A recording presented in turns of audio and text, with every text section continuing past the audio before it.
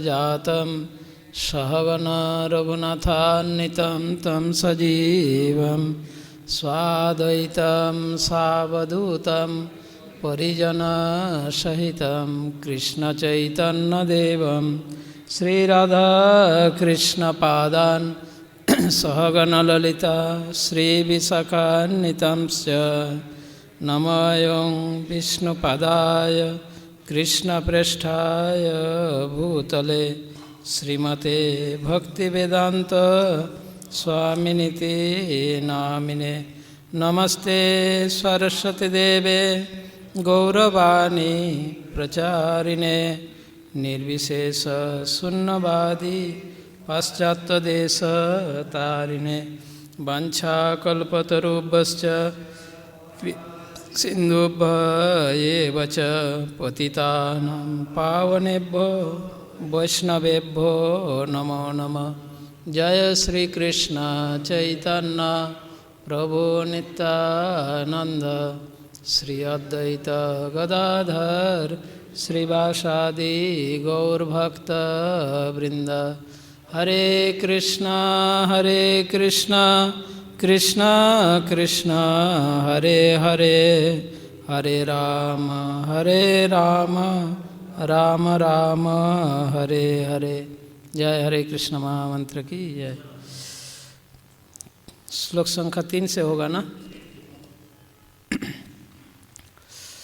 श्री भगवान वाच लोके अस्मिन् द्विविधा निष्ठा पुरा प्रोक्ता मया नघ ज्ञानयोगेन सांख्यानां कर्मयोगेन योगिनाम। श्री भगवान ने कहा, हे निष्पाप अर्जुन, मैं पहले ही बता चुका हूँ कि आत्म साक्षात्कार का प्रयत्न करने वाले 2 प्रकार के पुरुष होते हैं। कुछ इसे ज्ञान योग द्वारा समझने का प्रयत्न करते हैं तो कुछ भक्तिमय सेवा के द्वारा।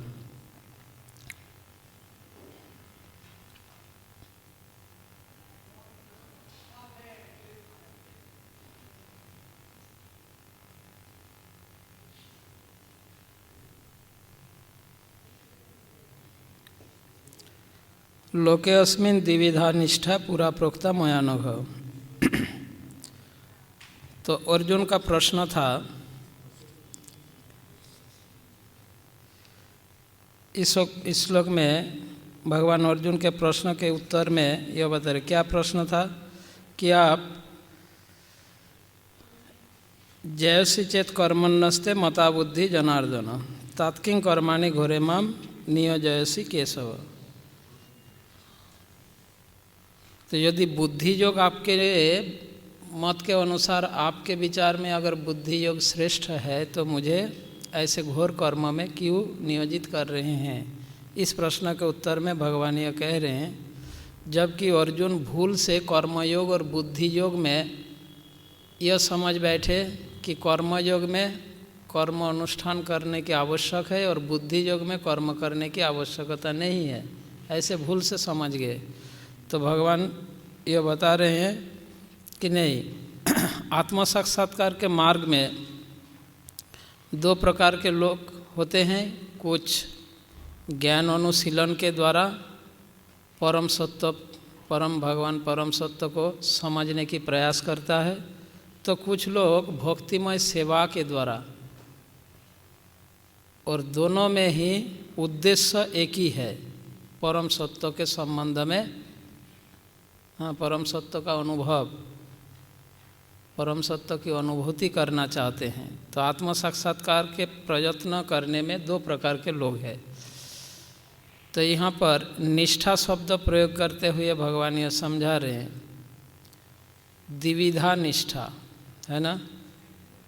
निष्ठा का अर्थ होता है तत्पर होना। निष्ठा शब्द का अर्थ तत्पर होना, दृढ़ निश्चय होना निष्ठा, और स्थिर रहना। किसी विषय में, किसी कार्य में निष्ठा शब्द का प्रयोग तब होता है कि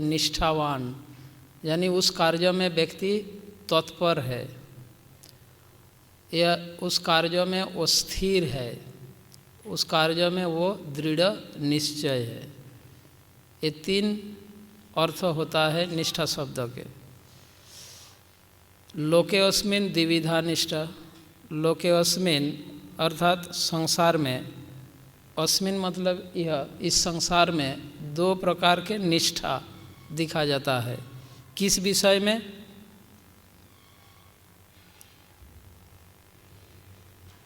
किस विषय में 2 प्रकार के निष्ठा? परम सत्य को जानने के विषय में, आत्म साक्षात्कार के विषय में 2 प्रकार के निष्ठावान व्यक्ति है। ज्ञान योगेन सांख्यानाम, यानी ज्ञान अनुशीलन के द्वारा, ज्ञान योग के द्वारा, और कर्म योगेन योगी नाम, कर्म योग के द्वारा। और भगवान यहाँ पर अर्जुन को अनघ कहकर संबोधित करते हैं। अनघ शब्द का अर्थ निष्पाप। इससे यह स्पष्ट होता है कि ज्ञान योग या भक्तिमय सेवा के द्वारा कर्म योग तथा आत्म साक्षात्कार के मार्ग में चलने के लिए निष्पाप होना आवश्यक है। व्यक्ति यदि निष्पाप हो, पूरा प्रोक्ता मयानघ, पूरा शब्द का अर्थ पूर्व काल में, पूर्व में, पूरा मतलब पूर्व काल में। और पूर्व काल में, पूर्व में जब कहा जाता है कि पूर्व में, पूर्व का अर्थ कुछ समय पूर्व हो सकता है और पूर्व का अर्थ बहुत पहले हो सकता है। कोई मेंशन थोड़ी है पूर्व में। पहले मैंने आपको बताया, अब पहले कितना पहले? 1 दिन पहले, 1 घंटा पहले, 2 मिनट पहले, या 1 साल, या बहुत समय पहले। तो यहाँ पे पूरा का अर्थ क्या है? भगवान ने कहा पूरा प्रोक्ता मयानघ, मैं पहले ही बता चुका हूँ। तो पहले का मतलब कुछ समय पहले ही बताया। कहाँ पर, कब बताया? 2 अध्याय के 39वें श्लोक में प्रभुपाद जी बता रहे, देखिए तात्पर्य में। 2 अध्याय के 39वें श्लोक में भगवान ने 2 प्रकार के पद्धतियों का उल्लेख किया है, सांख्य योग तथा कर्मयोग या बुद्धि योग। इस श्लोक में इनकी और अधिक स्पष्ट विवेचना की गई है ना। तो यहाँ पूरा का अर्थ बहुत पहले की बात भगवान नहीं कर रहे, बस कुछ समय पहले मैंने तुम्हें बताया, पूर्व में पहले कहा है ना। पूरा पूरा प्रोक्ता मयानघ, प्रोक्ता मतलब कही गई है कि 2 प्रकार के लोगों में निष्ठा होता है। और निष्ठा शब्द का 3 मतलब होता है, ये तत्पर होना, स्थिर रहना कार्य में, और दृढ़ निश्चय के साथ कार्य करना।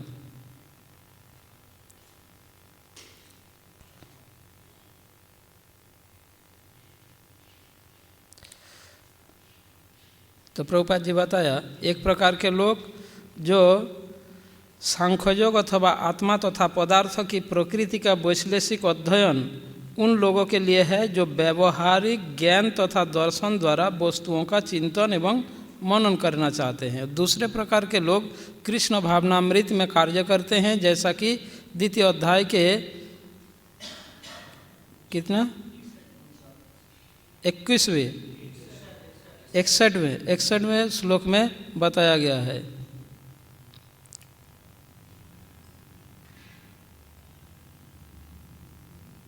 तो 61 में क्या कहा गया था? तानि सर्वाणि संयम युक्त आसीत मत्परा, तानि सर्वाणि संयम युक्त आसीत मत्परा।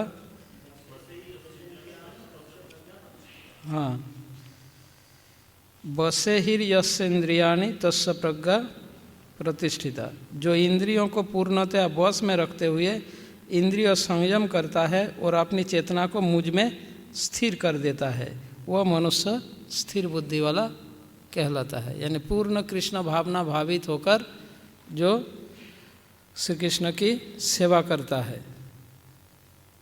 उसी विषय को यहाँ पर भगवान कहते हैं कर्मयोगेन। तो दो प्रकार के आत्म साक्षात्कारकारी व्यक्ति इस श्लोक में भगवान ने यह कहा। हमने जो डिवीजन में डिवाइड किया था उसका विषय क्या था, टॉपिक्स 1 से 8वीं श्लोक तक। हाँ, तो यहाँ से भगवान तीसरी श्लोक से वो विषय को वर्णन प्रारंभ कर रहे हैं। अब चौथे श्लोक में भगवान कहते हैं न कर्माणाम अनारंभान नैष्कर्मं पुरुष उष्णुते न च सन्नासनादेव सिद्धिम समधिगच्छति। न तो कर्म से विमुख होकर कोई कर्मफल से छुटकारा पा सकता है और न केवल सन्यास से सिद्धि प्राप्त किया जा सकता है। तो अर्जुन जो भूलवश समझ लिए थे बुद्धि योग में कोई कर्म करने की आवश्यक नहीं है, इस श्लोक में भगवान उस बात को स्पष्ट कर रहे हैं। नहीं, ऐसी बात नहीं है, हैं? न तो कर्म से विमुख होकर कोई सफलता प्राप्त कर सकता है और न ही विमुख होकर, और न ही केवल सन्यास से, मतलब कर्म केवल सन्यास ग्रहण करके, सन्यास से, इस बात को और स्पष्टीकरण करेंगे 5वें अध्याय में। ठीक है, केवल सन्यास से भी सिद्धि प्राप्त नहीं होता और कर्म से विमुख होकर भी कोई सफलता प्राप्त नहीं कर सकता।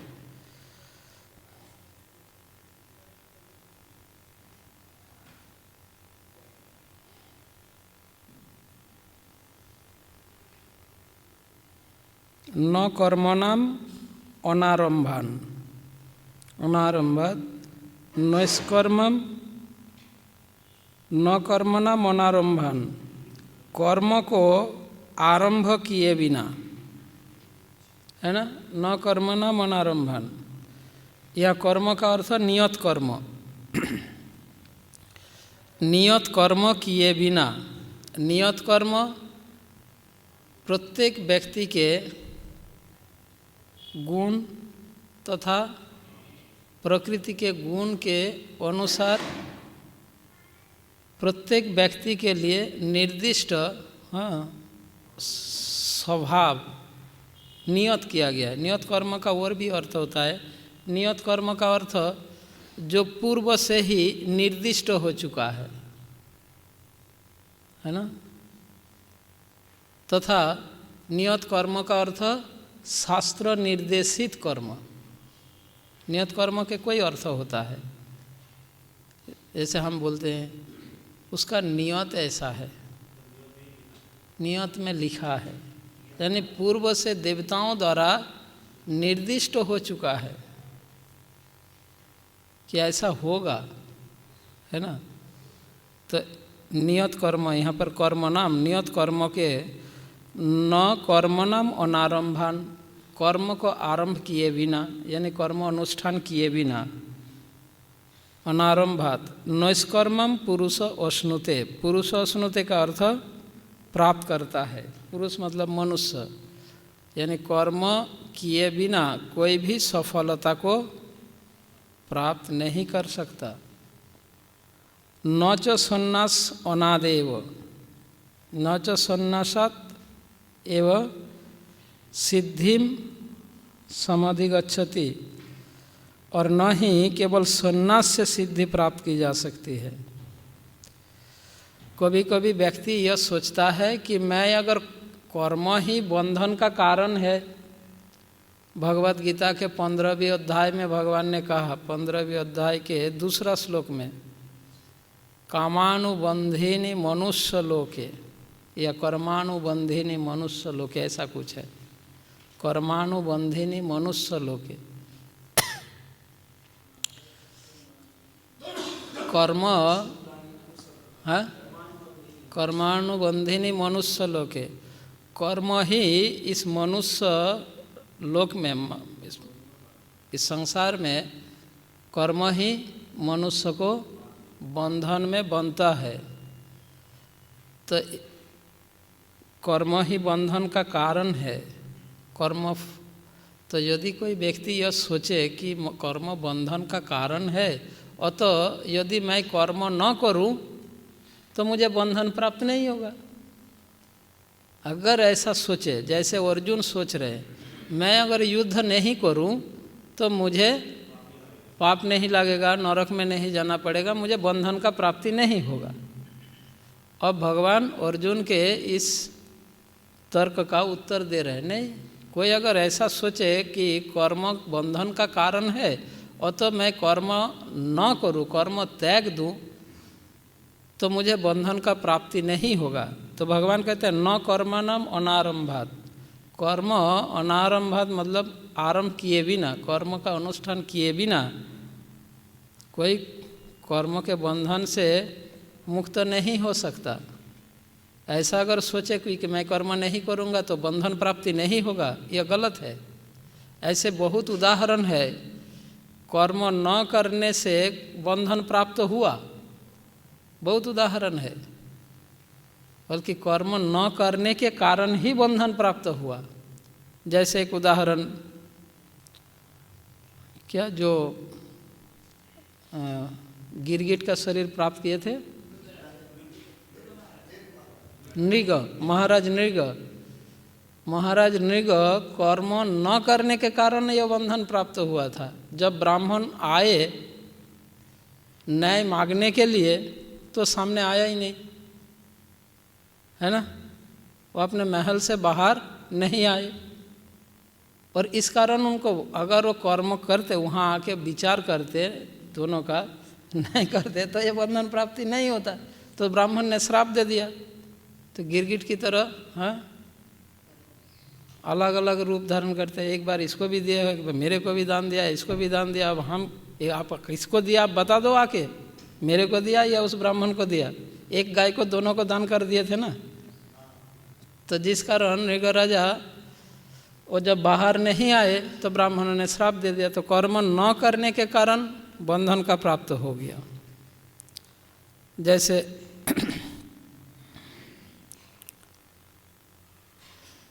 वो ब्राह्मण और वेश्या का उदाहरण, एक कॉलोनी में आमने सामने दो रहता था। एक ब्राह्मण रहता था, उसके सामने वाले घर में एक वेश्या रहती थी। ब्राह्मण अपना ब्राह्मण कार्य में और रत रहते थे। ब्राह्मण का कार्य क्या है? शास्त्र अध्ययन, यजन जाजन, पाठन पठन, ये कार्य तो करता था। पर वो वेश्या के बारे में यह सोचता था, ये वेश्या कितना निंदनीय कार्य में लगी हुई है, कितने अपवित्र कार्य में लगी हुई है। वो वेश्या के बारे में सोचता था। पर वेश्या की जैसा वो पाप कर्म नहीं करता था। करता था तो पुण्य कर्म, पाप कर्म नहीं किया। परंतु ब्राह्मण को पाप कर्म का बंधन लग गया। और दूसरी ओर वेश्या पाप कर्म करता था, वो पुण्य कर्म ब्राह्मण की जैसे पुण्य कर्म नहीं करता था, पर उसको पुण्य कर्म का बंधन प्राप्त हुआ। कैसे? वेश्या सोचती थी ये ब्राह्मण कितना अच्छा है, हाँ, मैं कितना पापी हूँ, ऐसे निंदनीय घृणित कार्य में मैं कर रही हूँ, मेरा जीवन कितना पापमय है। और ये ब्राह्मण कितने अच्छे हैं, शास्त्र अध्ययन करते हैं, ये करते हैं, मेरा जीवन पापमय है। ये पाप करके ब्राह्मण के पुण्य कर्म के बारे में सोचती थी, और ब्राह्मण पुण्य करते हुए पाप कर्म के बारे में सोचते थे। और देहांत के बाद ब्राह्मण नरक में गया और वेश्या स्वर्ग में गई।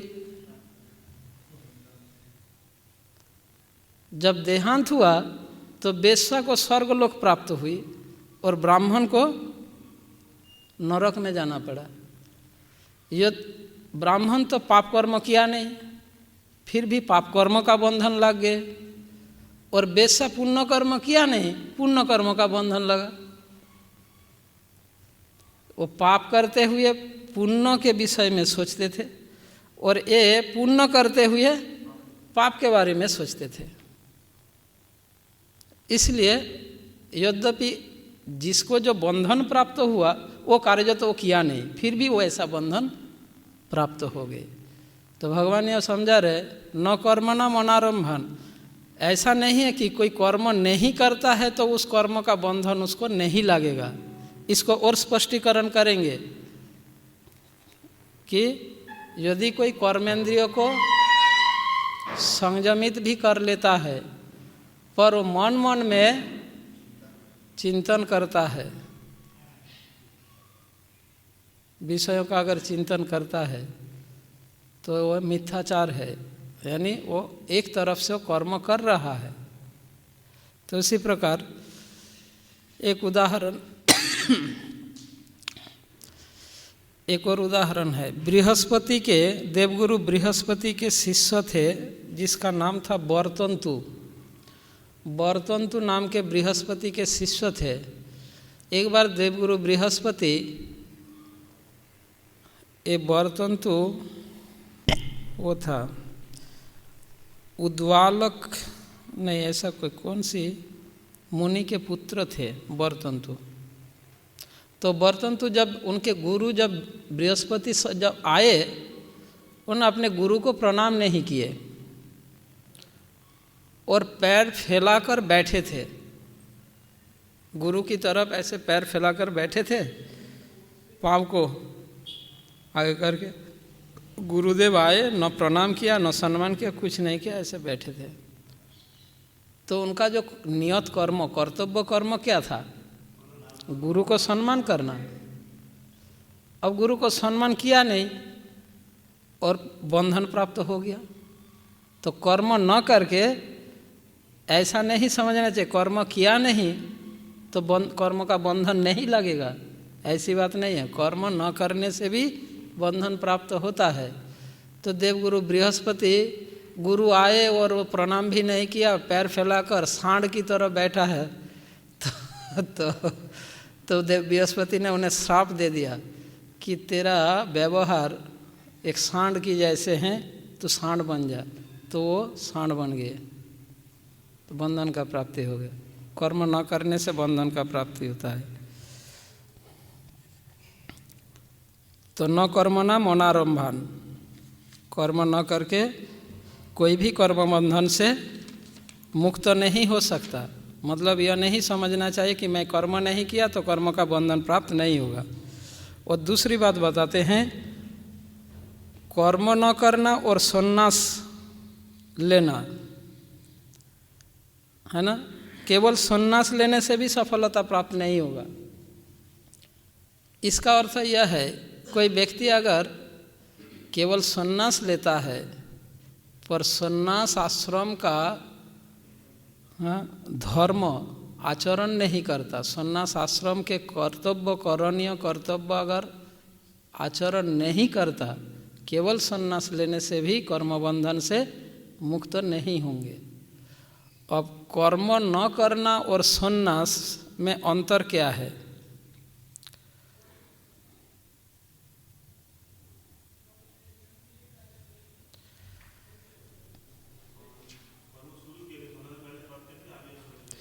सामान्यतः संसार में संन्यास उसी को कहा जाता है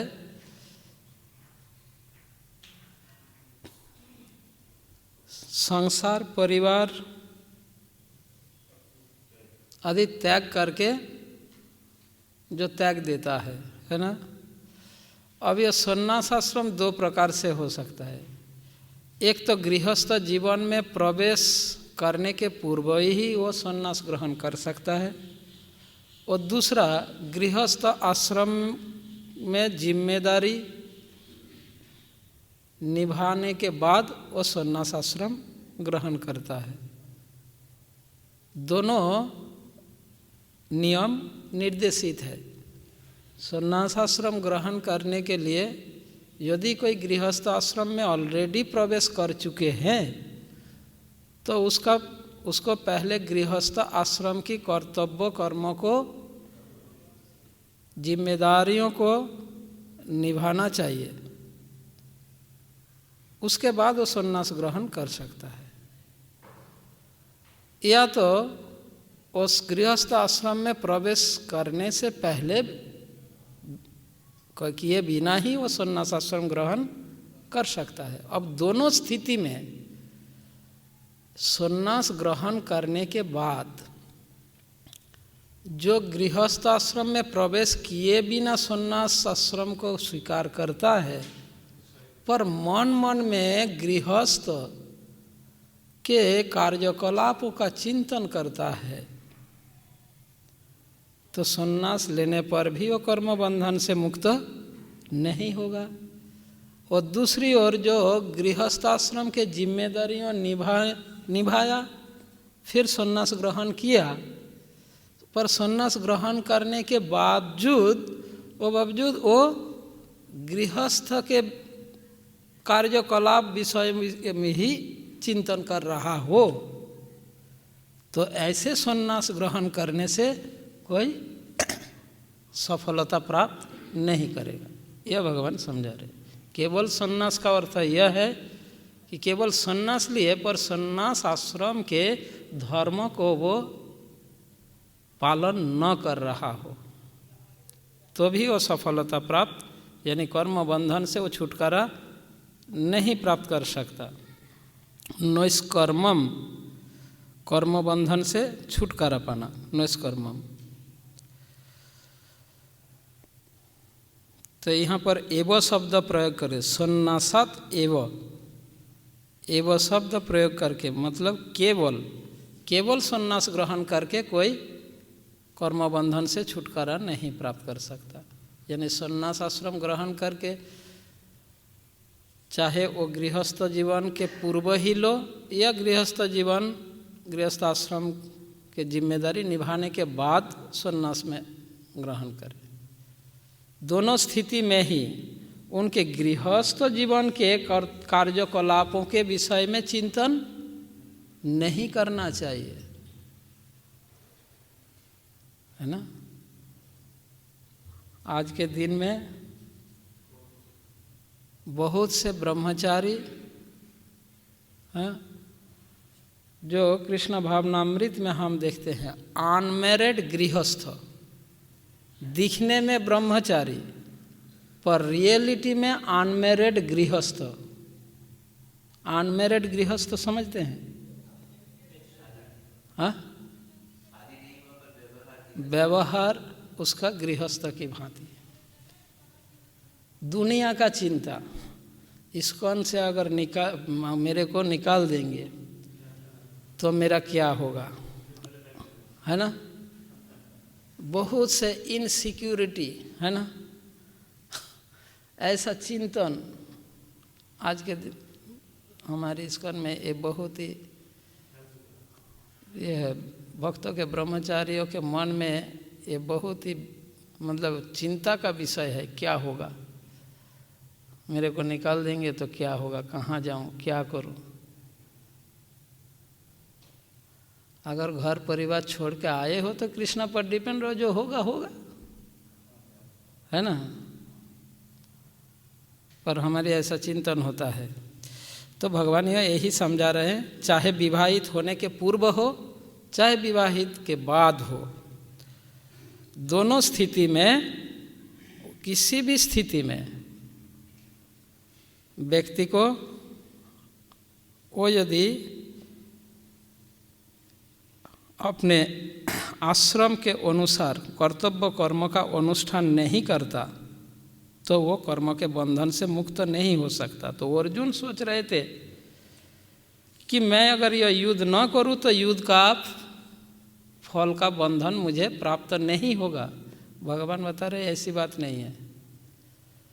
तुम क्षत्रिय हो के अगर युद्ध भूमि में आकर हैं, पूरा सज धज के आया, एक दूल्हा सज धज के आया शादी करने के लिए, और मंडप में आकर अगर कहे नहीं मुझे शादी नहीं करना तो एक हंसी का पात्र बन जाएगा या नहीं। पूरे सज धज के आ गया शादी करने के लिए, ब्राह्मण मंत्र पढ़ने के लिए सब कुछ रेडी है, सब तैयार है। अब दूल्हा अचानक कहता है मुझे शादी नहीं करना। अर्जुन का स्थिति ऐसा ही है। सब साज धज के आ गया, हाँ, हाथ में धनुष बाण ले लिए, सब है, युद्ध करना है, और अचानक कहा नहीं मुझे ये युद्ध नहीं करना। यह स्थिति हो गया।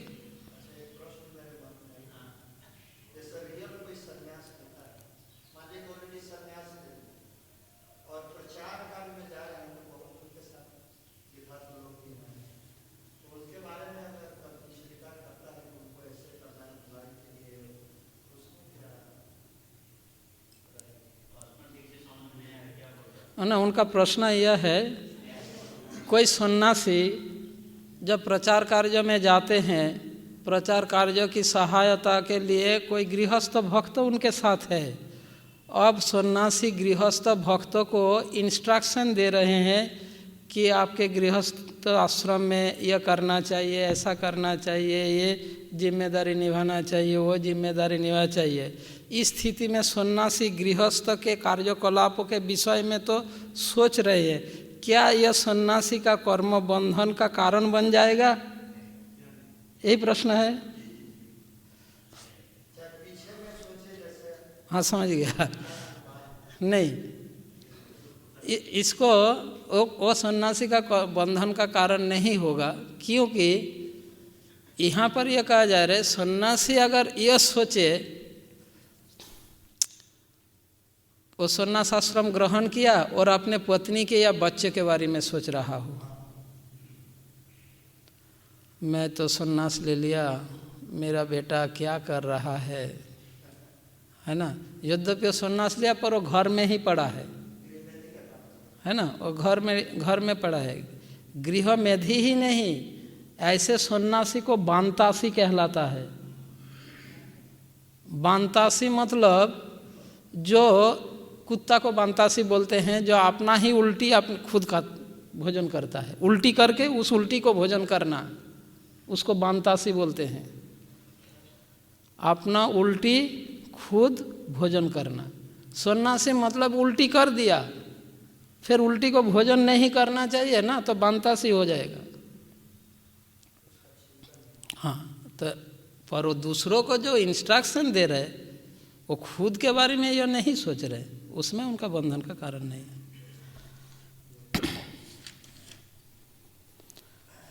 श्लोक संख्या 5। न हि कश्चित् क्षणमपि जातु तिष्ठति कर्मकृत् कार्यते हि अवशकर्म सर्व प्रकृतिर्जय गुणैः।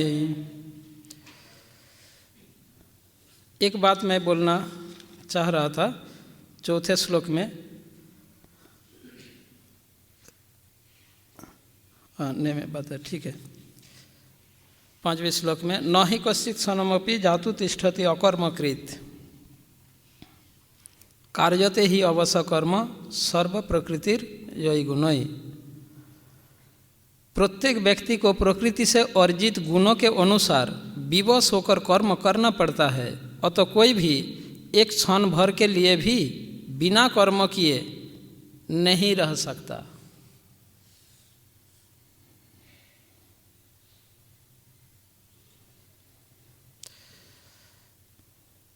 भगवान एक बहुत सुंदर एक संदेश या सूचना दे रहे हैं भगवान इसमें।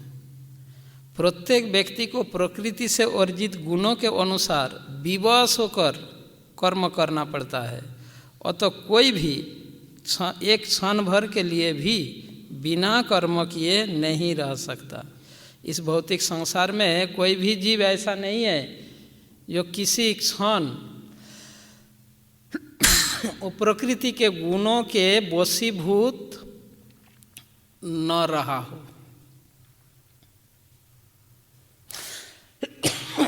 बद्ध जीव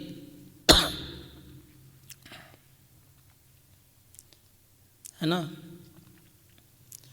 भौतिक संसार में बद्ध जीवों में ऐसा कोई नहीं है कि वो किसी एक क्षण भर के लिए प्रकृति की गुण के वशीभूत होकर कर्म न कर रहा हो। ये भगवान बता रहे, न ही कश्चित सनमपि जातु तिष्ठति अकर्मकृत। तिष्ठति मतलब रहता है, ऐसा कोई भी नहीं, कोई एक क्षण भर के लिए वो कुछ कर्म न कर रहा हो।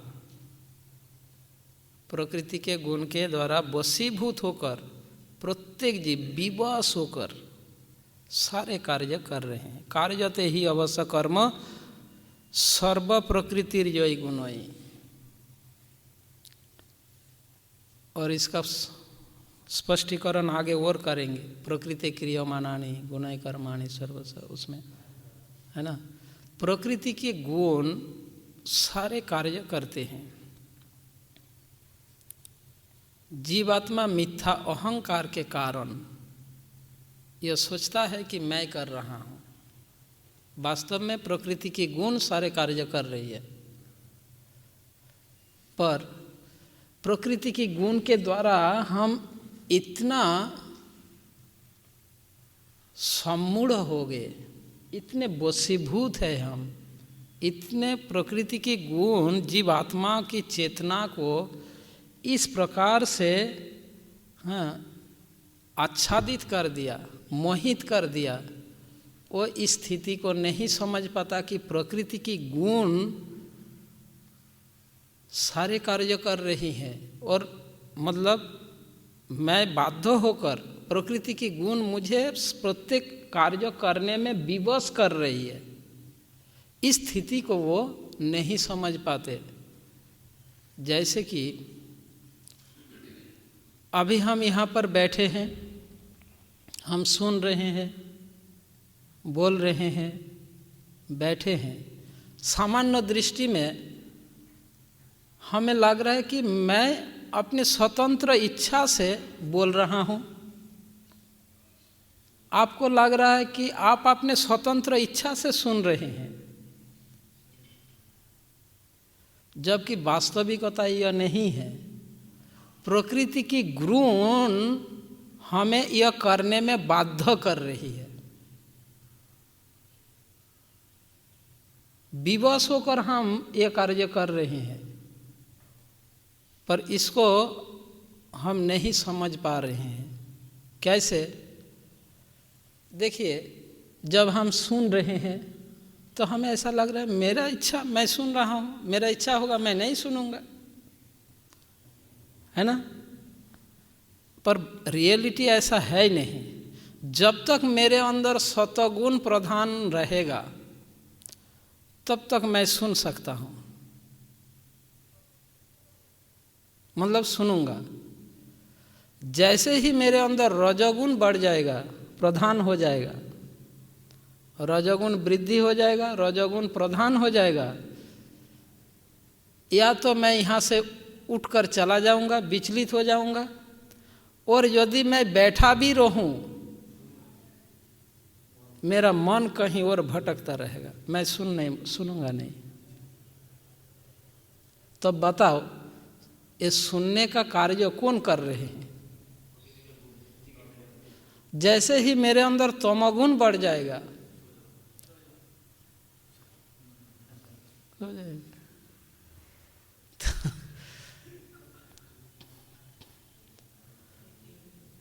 तो 15वें अध्याय में एक श्लोक है, भगवान जहाँ बताते हैं कि कभी कभी हमारे अंदर सतोगुण रजो और तमोगुण को परास्त करते हैं, तो कभी रजोगुण सतो और तमोगुण को परास्त करते हैं, प्रधान हो जाता है, तो कभी तमोगुण रजो और सतोगुण को परास्त करके प्रधान हो जाता है। तो जब तक सतोगुण मेरे अंदर प्रधान रहेगा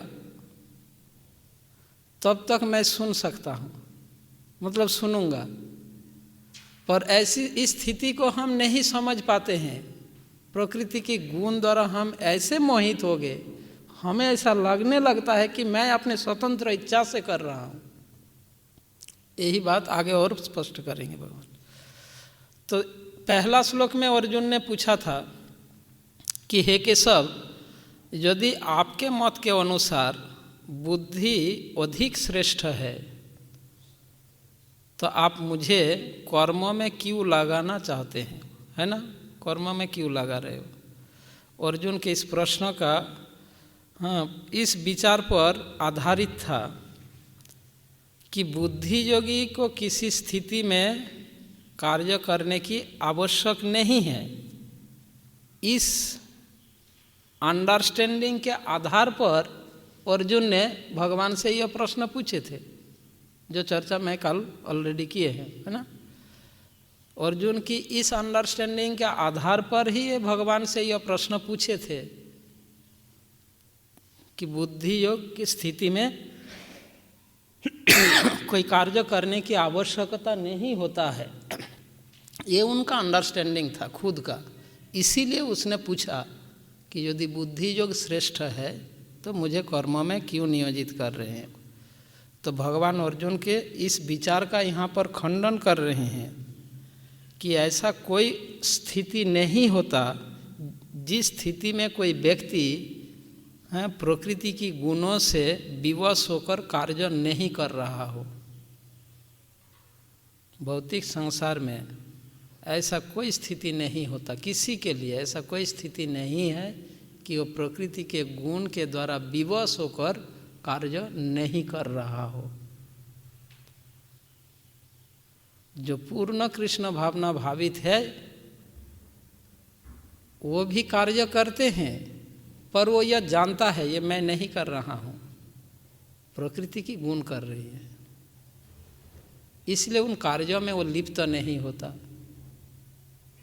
है ना।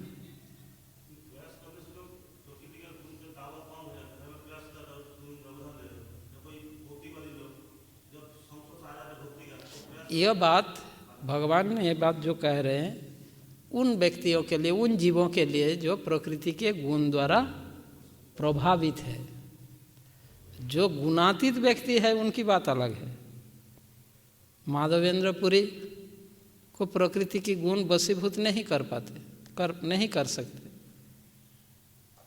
वो सोते सोते भी सब कुछ सुनता है, सब कुछ देखता है, सब कुछ करता है। वो भूख द्वारा भी पीड़ित नहीं होता, प्यास द्वारा भी पीड़ित नहीं होता।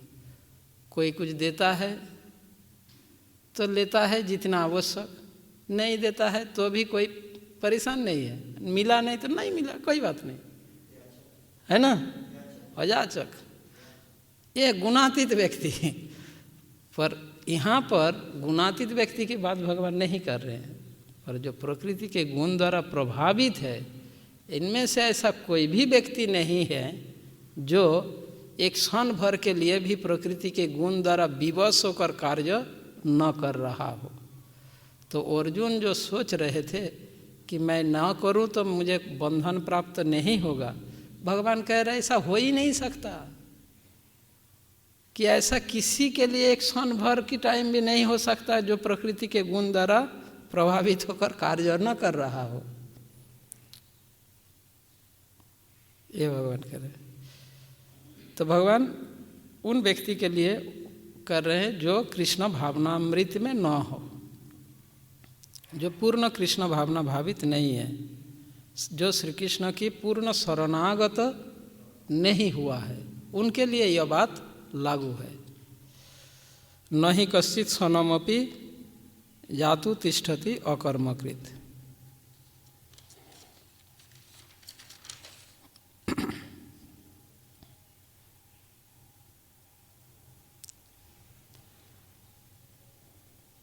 कार्यते ही अवश्य कर्म सर्व प्रकृतिर यही गुणई।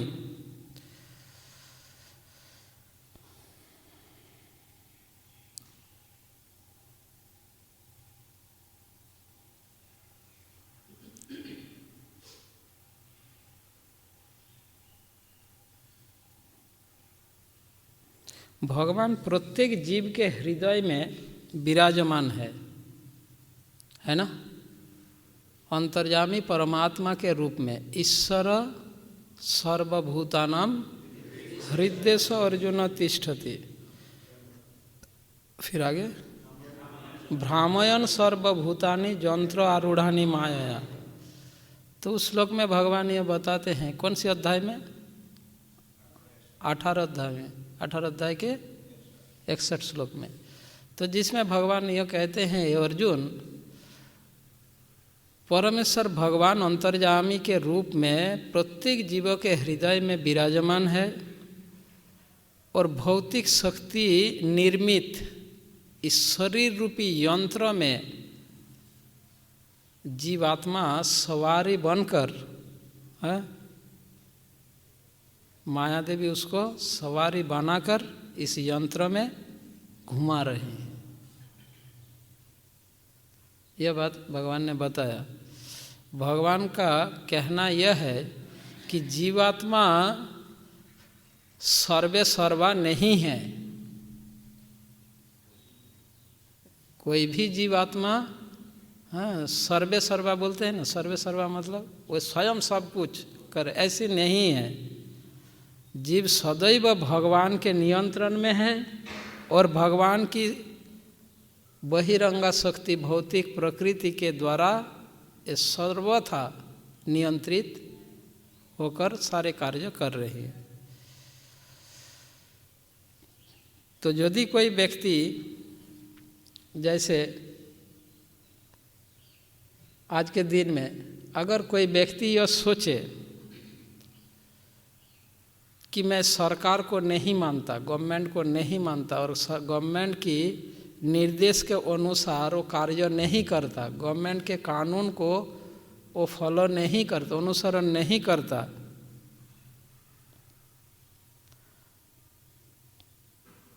तो उस व्यक्ति को जेलर के निर्देश में जेल में रहकर कार्य करना पड़ेगा। ठीक है। यदि कोई व्यक्ति गवर्नमेंट के कानून को पालन नहीं करेंगे तो उस व्यक्ति को जेल में जाकर जेलर के निर्देश के अनुसार कार्य करना पड़ेगा। हमारी स्थिति ऐसा ही है। हम गवर्नमेंट का कानून को नहीं माना, तोड़ा। अब जेलर है माया देवी और यह संसार है जेल। अब जेलर के निर्देश के अनुसार कैदी बनकर सारे कार्य करना पड़ेगा। जेलर अगर बोले खड़ा रह, आपका पैर कितना ही दुखने लगा, जेलर अगर आपको खड़े रहने के लिए कहा, आपको खड़ा ही रहना है। अगर उसको ये करोगे नहीं कर सकते। अगर नहीं मानना चाहोगे तो आपको ऐसे पोल के साथ, ऐसे इसके साथ बांध दिया जाएगा, आप बैठ नहीं सकते। तो एक तो खड़ा रहने का कष्ट, ऊपर से बंधन का कष्ट। तो बेकैदी सोचता है नहीं बाबा खड़ा ही रहता हूँ, अगर मैं नहीं खड़ा रहूँगा तो क्या होगा, मेरे को बांध के खड़ा करेगा, ये बैठने तो देगा ही नहीं। अगर बोल दिया खड़ा रहना है तो खड़ा रहना ही पड़ेगा। इसलिए कैदी के पास कोई ऑप्शन नहीं है। ठीक उसी प्रकार इस भौतिक संसार में प्रकृति की गुण जो चाह रहे वही करना पड़ रहा है, हम न चाहते हुए भी विवश होकर। तो जिस प्रकार जेल के अधिकारी जेलर ये सरकार के निर्देश के अनुसार कैदियों को नियंत्रण करते हैं, वैसा ही माया देवी इस भौतिक संसार में बद्ध जीवों को भगवान के निर्देश के अनुसार ही जीवों को नियंत्रण कर रहे हैं। माया अध्यक्ष से न प्रकृति सुयते स्व चराचर हेतु न अनेन कौन्तेय जगत विपरिवर्तते। और इस 5 नंबर 5वें श्लोक में भगवान अवस शब्द कार्यते ही अवस कर्म, अवस शब्द का अर्थ विवश होकर, विवश होकर करना। इसका मतलब न चाहते हुए भी जब हमें बलपूर्वक कोई कार्य करवाया जाता है तो उसको बोलते हैं विवश। न चाहते हुए भी यदि बलपूर्वक हमें कोई कार्य करवाया जाता हो तो उसको कहता है अवश या विवश होकर करना। आध्यात्मिक जगत और भौतिक जगत में यह अंतर है। आध्यात्मिक जगत के निवासी ये प्रेम पूर्वक भगवान की सेवा में लगे रहते हैं और भौतिक जगत में हम भगवान की सेवा विवश होकर कर रहे हैं। साधना भक्ति का डेफिनेशन तो यही है, गुरुर निर्देश किंबा शास्त्रे रागाय वैधि साधना भक्ति बोली तारे सर्वशास्त्रे गाय। हम जो भगवान की सेवा कर रहे हैं इसके पीछे क्या है? गुरु ने आदेश दिया, शास्त्र ने निर्देश दिया, इसीलिए हम कर रहे हैं। ऐसा नहीं कि हम स्वतःस्फूर्त होकर, स्वतः ही प्रेरित होकर भगवान की सेवा कर रहे हैं। ऐसे बहुत कम है।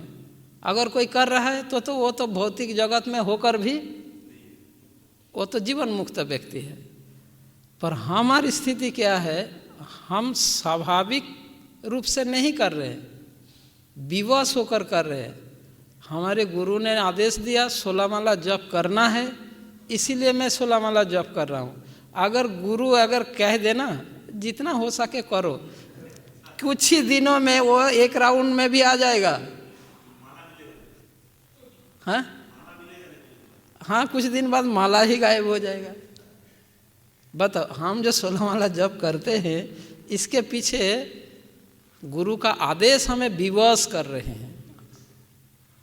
गुरु का यह आदेश नहीं होता, इस प्रकार का आदेश नहीं होता तो कितना व्यक्ति 16 माला जप करते बोलो? अगर गुरुदेव कहते 4 नियम पालन करने के लिए नहीं, ठीक है जितना कर सको करो तब तो हो गया बस। बाहर के जो तथाकथित गुरु है वो तो उनका तो आदेश ऐसा ही होता है, जो जितना हो सके करो, मेरे को डोनेशन देते रहो बस, है ना। तो इसीलिए उनके अनुयायियों का स्थिति यही है। पर हम अपने गुरु, हमारी गुरु का आदेश ऐसा स्ट्रिक्टली आदेश है और उस आदेश के कारण हम बाध्य होकर कर रहे हैं। और गुरु का ऐसा आदेश नहीं होता, शास्त्रों का ऐसा निर्देश नहीं होता तो हम नहीं करते। ठीक उसी प्रकार इस भौतिक संसार में हम जो कुछ कार्य कर रहे हैं विवश होकर कर रहे हैं, बाय फोर्स। इसमें उदाहरण है जैसे कठपुतली का उदाहरण। कठपुतली, पुतला नाच देखा ना आप लोग? हाँ, तो कठपुतला जब नाचता है, एक मूर्ख व्यक्ति यह सोचता है आह पुतला कितना सुंदर नाच रहा है, कितना सुंदर हाथ पैर सिर हिला रहा है। वो हाथ पैर सिर नहीं हिला रहा है, उसका हाथ पैर सिर हिलाया जा रहा है, पर ऐसे दिखने में लगता है कि वो अपने आप नाच रहा है, वो अपने आप नहीं नाच रहा है। ऐसा ही हम अपने आप कार्य नहीं कर रहे, विवश होकर प्रकृति की गुण हमें कार्य करने में बाध्य कर रही है। ठीक है, नेक्स्ट श्लोक। कर्मेन्द्रियाणि संयम यास्ते मनसा स्मरन् इंद्रियार्थान् विमूढ़ात्मा शौच।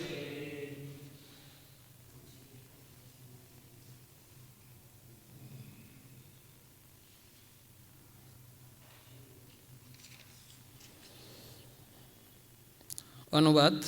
जो कर्मेंद्रियों को वश में तो करता है, किंतु जिसका मन इंद्रिय विषयों का चिंतन करता रहता है, वह निश्चित रूप से स्वयं को धोखा देता है और मिथ्याचारी कहलाता है।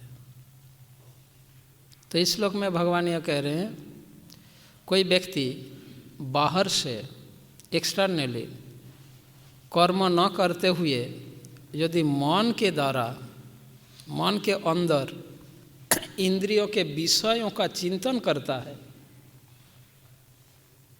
रूप रस गंध शब्द स्पर्श आदि चिंतन करता है और सोचता है कि मैं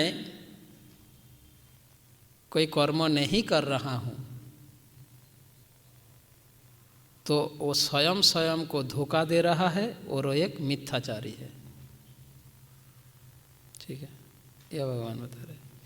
कर्मेंद्रियानि संयम, हमारे शरीर में 5 कर्मेंद्रियां हैं। क्या क्या? वाक पानी पाद पायु उपस्थ, है ना, हाथ पैर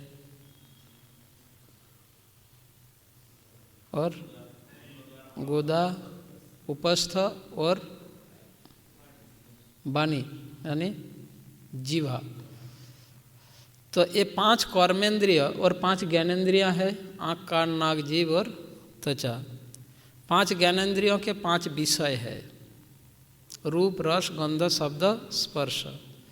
ज्ञानेंद्रिय अपने विषयों को भोगने के लिए कर्मेंद्रियों की सहायता की आवश्यक होता है। आप रास्ते में जा रहे हैं, दुकान में देखा बहुत अच्छा अच्छा मिठाई सजा हुआ है। परसों गौर भगवान प्रभु मुझे यमुना स्नान करने ले गए थे, कुंभ मेला में ले गए थे। रास्ते में जाते समय गन्ना का जूस बेच रहे थे। अब स्वादेंद्रिय जीवा का विषय भोगने का इच्छा हुआ, है ना, कि गन्ना का जूस पिएंगे। अब गन्ना की जूस पीने के लिए कर्मेंद्रिय की सहायता लिए बिना ये जीवा इंद्रिया अपना विषय को कैसे भोग करेंगे, बोलो। बाइक को रुकना पड़ा, उसके पास जाना पड़ा, फिर ग्लास हाथ में ग्लास पकड़ना पड़ा, है ना। कर्मेंद्रियों का तो सहायता के बिना ज्ञानेंद्रिय विषय को भोग नहीं कर सकता। ठीक है। अब भगवान ये बता रहे यहाँ पे, यदि कोई व्यक्ति कर्मेंद्रियों को कार्य करने में रोक लिया,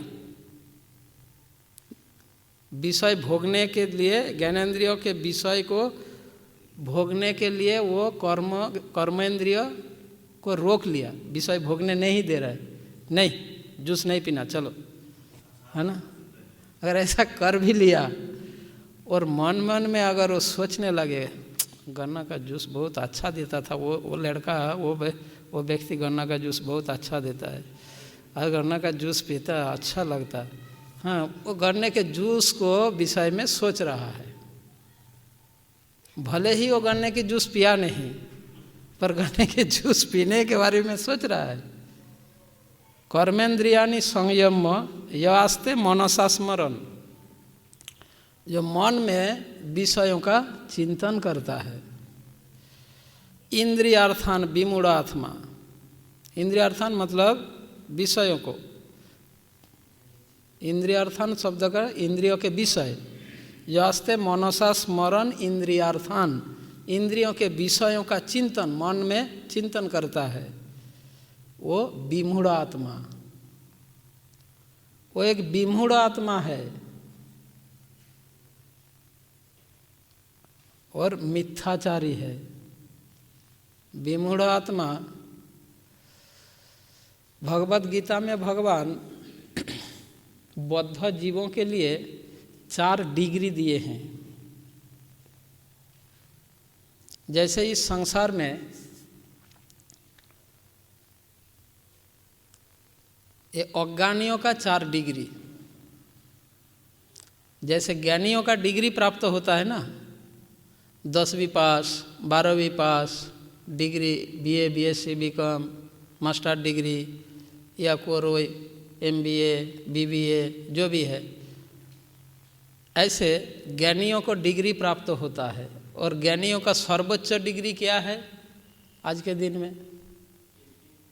PhD, जैसे IAS जैसे इंडिया में ऐसा PhD डिग्री।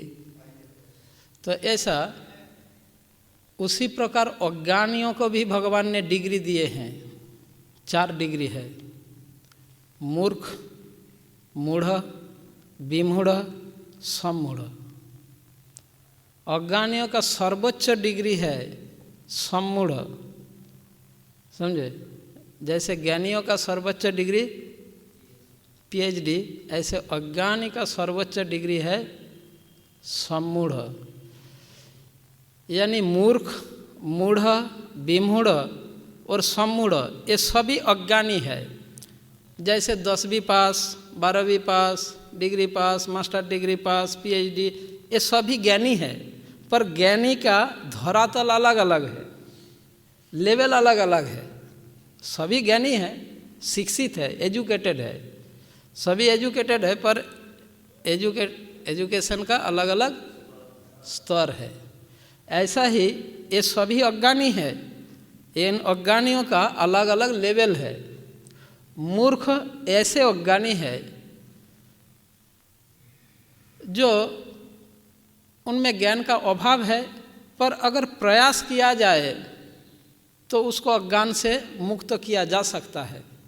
मूर्ख ऐसे लेवल के अज्ञानी है, प्रयास करने से उनका अज्ञानता दूर किया जा सकता है, ठीक है। पर मूढ़ ऐसे अज्ञानी है, आप कितना ही प्रयास करो उसकी अज्ञानता को आप दूर नहीं कर सकते। न माम दुष्कृति न मूढ़ा प्रपद्यन्ते नराः। मूर्ख लोग तो भगवान के चरण में आ जाएगा अगर प्रयास किया जाए, पर मूढ़ों को कितना ही प्रयास करो वो भगवान के कृष्ण भावनामृत में उसको नहीं ला सकते। भगवान स्वयं कह दिया, न माम दुष्कृति न मूढ़ा प्रपद्यन्ते नराः। तो मूढ़ ऐसे लेवल के अज्ञानी है, उसको समझाने के बावजूद आप नहीं समझा सकते, वह है मूढ़। उससे हायर लेवल अज्ञानी विमूढ़, मूढ़ से भी हायर लेवल है। मूढ़ और मूर्ख में अंतर क्या है?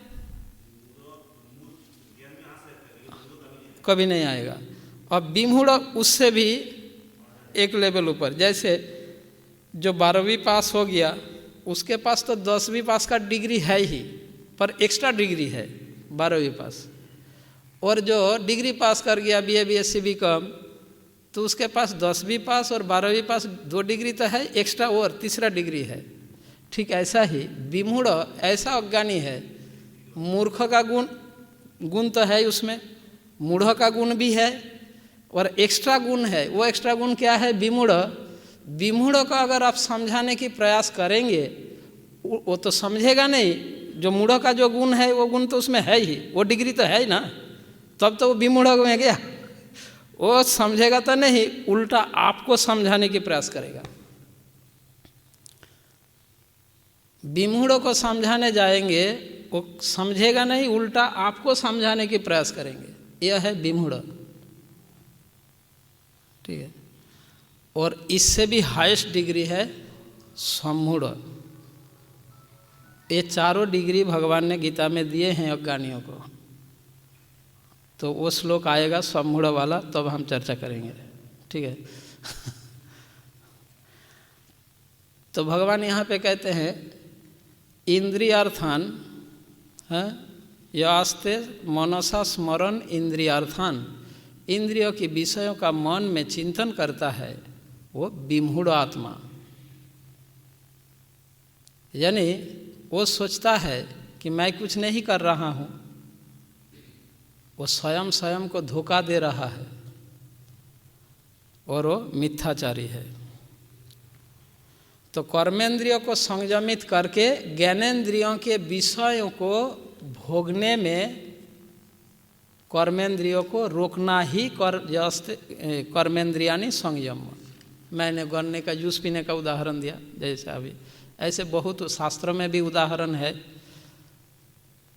कर्मेंद्रियानी संयम, रावण स्त्री संग नहीं करता था, स्वयं के कर्मेंद्रियों को संयत रखता था। अपना जननेंद्रिय को वो रोकता था।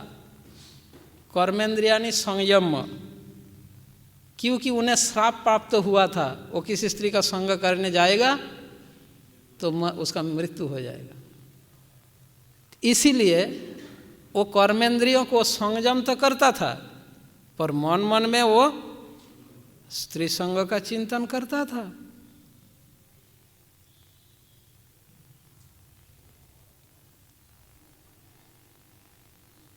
तो कर्मेंद्रियानि संयम,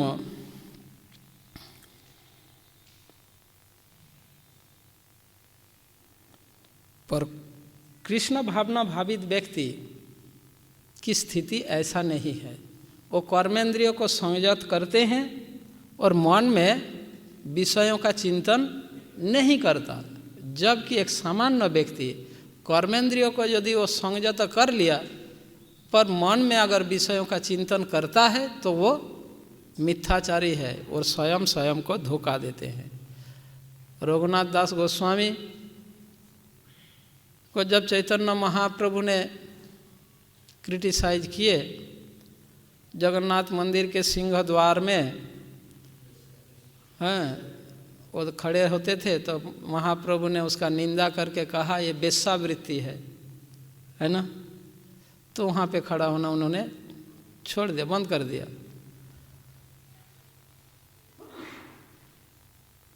और वो कहाँ से वो प्रसाद लेते थे?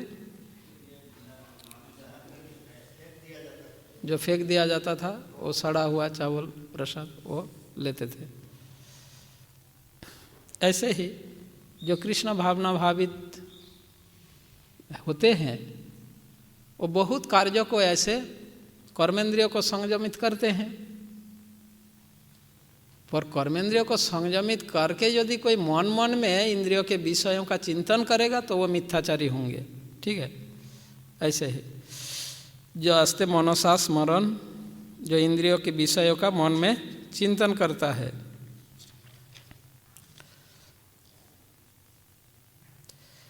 ऐसे स्थिति में व्यक्ति को दो प्रकार के सिचुएशन होगा। मान लीजिए जिस समय इंद्रियों के विषय भोग्य वस्तु को भोगने के लिए कर्म इंद्रियों को अगर कोई संयत कर लेता है, इंद्रियों के विषय को भोगने नहीं देता, ज्ञानेंद्रियों को, कर्मेंद्रियों को अगर संयत कर लेता है और मन में भोगों का चिंतन होता है, ऐसे स्थिति में दो प्रकार के सिचुएशन में से कोई एक सिचुएशन आएगा। पहला सिचुएशन यह होगा कि भोगों की ओर मन उस भोग्य विषय में आकर्षित होते रहेगा, यह होगा। या तो वो हटाने की प्रयास करेगा, मन में जब विषयों का चिंतन होगा, या तो वो विषय से मन को हटाने की प्रयास करेगा, या तो वो मन को उसी विषय में लगाने की प्रयास करेगा। ठीक है, यदि वो मन को हटाने की प्रयास करता है तो मिथ्याचारी नहीं बनेगा। मन को विषय से हटाकर यदि श्री कृष्ण में लगाने की प्रयास करता है तब तो मिथ्याचारी बनने से बच जाएंगे।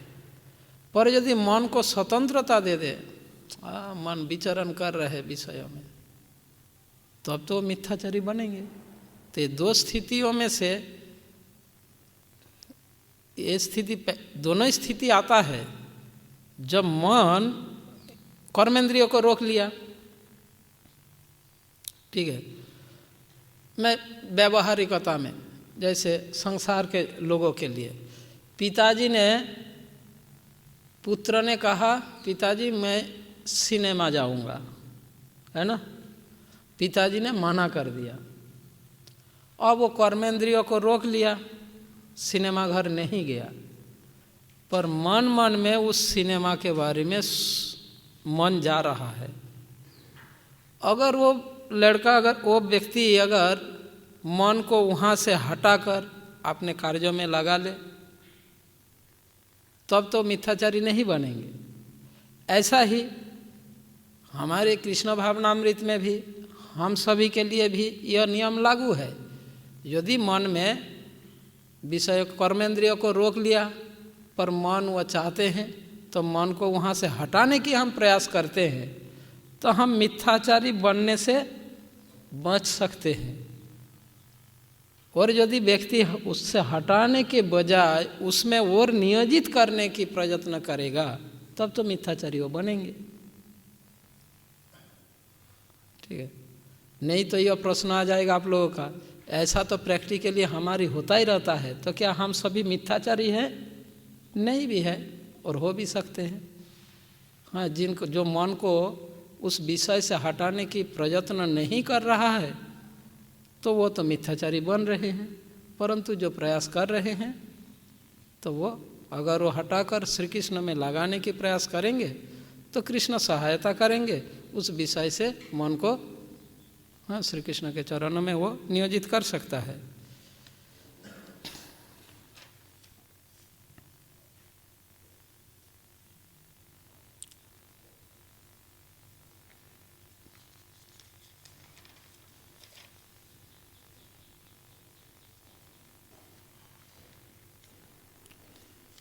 तो विमूढ़ आत्मा समझ गए ना? विमूढ़ किसे कहा जाता है?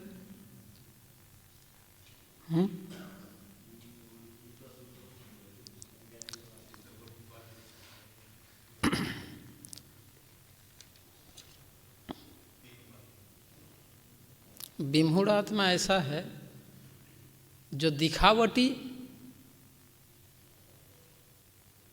मतलब बाहर से वो दिख रहा है कि वो विषय का भोग नहीं कर रहा है और मन मन में विषयों का चिंतन कर रहा है।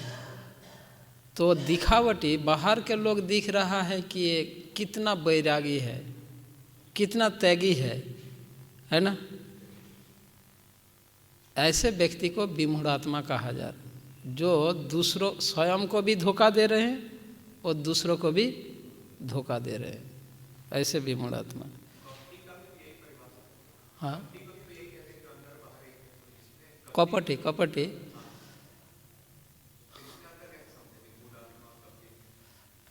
कपटी व्यक्ति विमूढ़ात्मा ही होता है। कपटी जो होता है वो एक प्रकार के विमूढ़ात्मा ही है कि विमूढ़ात्मा व्यक्ति और कपटी व्यक्ति में थोड़ा अंतर यह है, कपटी व्यक्ति जो कपटी है वो विमूढ़ात्मा है, पर हर विमूढ़ात्मा कपटी नहीं भी हो सकता है।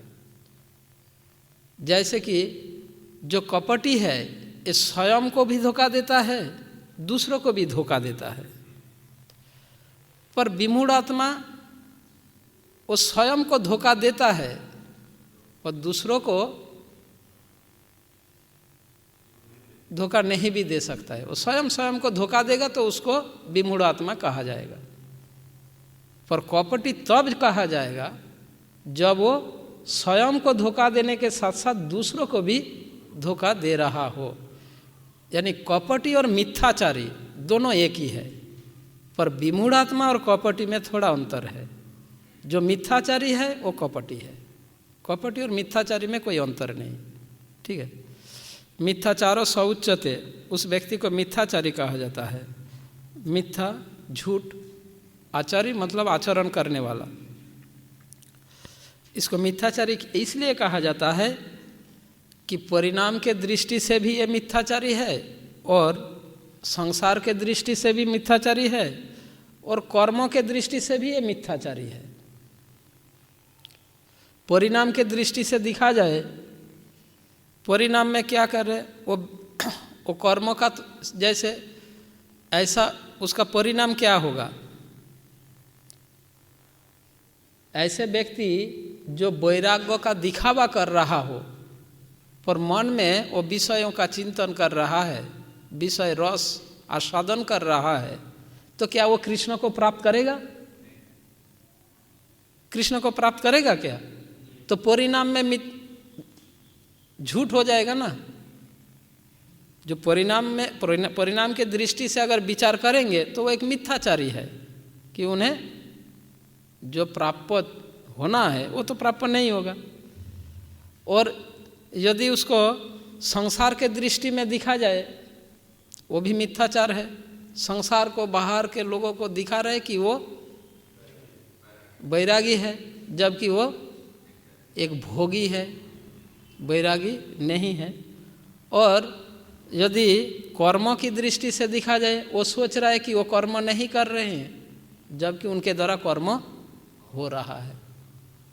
तो तीन तरफ से ही वो मिथ्याचार कर रहे हैं। भगवान चैतन्य महाप्रभु श्री चैतन्य भागवत में वृंदावन दास ठाकुर ने वर्णन किए हैं कि चैतन्य महाप्रभु तीन प्रकार के लोगों को कृपा नहीं करेंगे। चैतन्य महाप्रभु इसीलिए आविर्भूत हुए प्रत्येक जीवों को कृष्ण प्रेम प्रदान करने के लिए, है ना।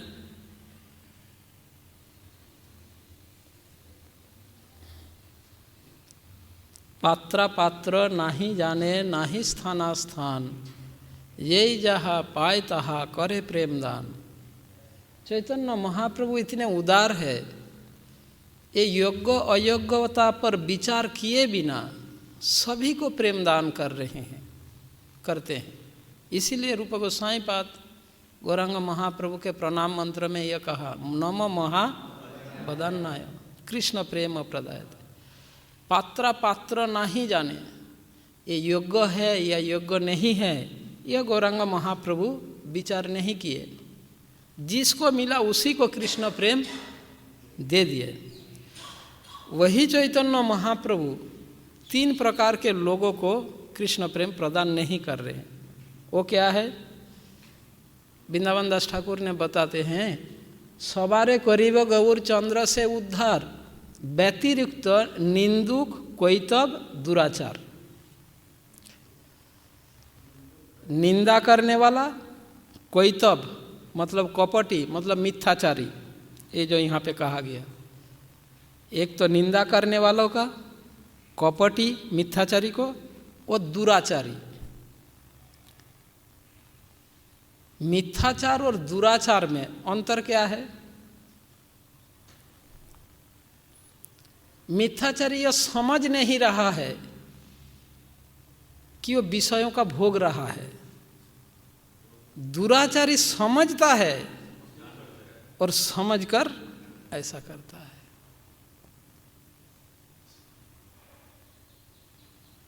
ज्ञान पापी बोलते हैं ना।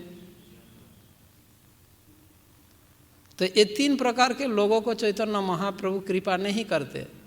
सवारे करीब गौर चंद्र से उद्धार, व्यतिरिक्त निंदु कोइतब दुराचार। ये तीन प्रकार के लोगों को छोड़कर, जगतेरे बाहुतुली बोले गौर धाम, अनिंदुक होई सबे लह कृष्ण नाम। अनिंदुक होई जबे सकृत कृष्ण बोले, सत्य सत्य सत्य मुई तारे उद्धारिब हेले। भगवान गौरांग महाप्रभु 3 बार कहते हैं, सत्य सत्य सत्य, मैं सच कहता हूँ, सच कहता हूँ, सच कहता हूँ। मैं उनको अनायास उद्धार करूँगा यदि ये 3 कैटेगरी में वो ना आए। अगर इन 3 कैटेगरी में वो आ गया तब तो मैं उद्धार उसको नहीं करूँगा। इसीलिए सर्वथा निंदा से दूर रहना, निंदुक, किसी की भी निंदा से दूर रहना चाहिए। अगर चैतन्य महाप्रभु की कृपा चाहिए, स्पष्ट रूप से कह दिया, इन 3 लोगों को वो कृपा नहीं करेंगे, निंदा करने वाला, मिथ्याचारी और दुराचारी।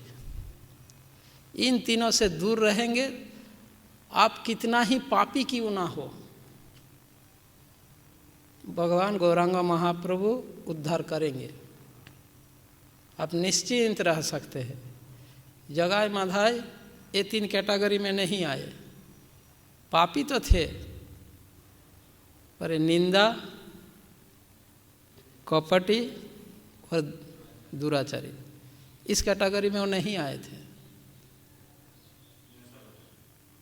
बहुत सब सारे पाप किया, समस्त प्रकार ऑफेंस भी किया, पाप भी किया, सब कुछ किया, पर गौरांग महाप्रभु कृपा किए। तो इसलिए सावधान रहना चाहिए हमें। नेक्स्ट श्लोक। किसी भी हाल में हमें मिथ्याचारी, निंदुक और दुराचारी नहीं बनना है। श्लोक संख्या 7।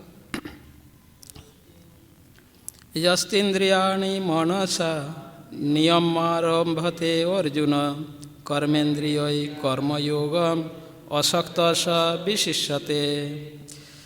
दूसरी ओर यदि कोई निष्ठावान व्यक्ति अपने मन के द्वारा कर्मेंद्रियों को वश में करने का प्रयत्न करता है और बिना किसी आसक्ति के कर्मयोग कृष्ण भावनामृत में प्रारंभ करता है तो वह अति उत्कृष्ट है। तो भगवान यह बता रहे श्लोक में, ऐसा व्यक्ति अति श्रेष्ठ है जो मन द्वारा इंद्रियों को वश में करके अनासक्त भाव से कर्मेंद्रियों द्वारा कृष्ण भावना भावित कर्म करता रहता हो। ऐसे मिथ्याचारी से वो अनेक गुना श्रेष्ठ है। यस्तीन्द्रियाणि मनसा नियमारभते अर्जुन।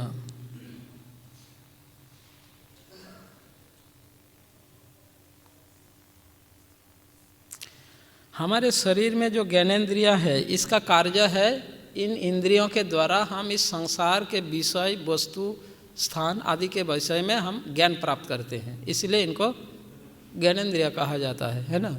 ज्ञानेंद्रियों के द्वारा हम भौतिक संसार के विभिन्न विषयों का ज्ञान प्राप्त करते हैं।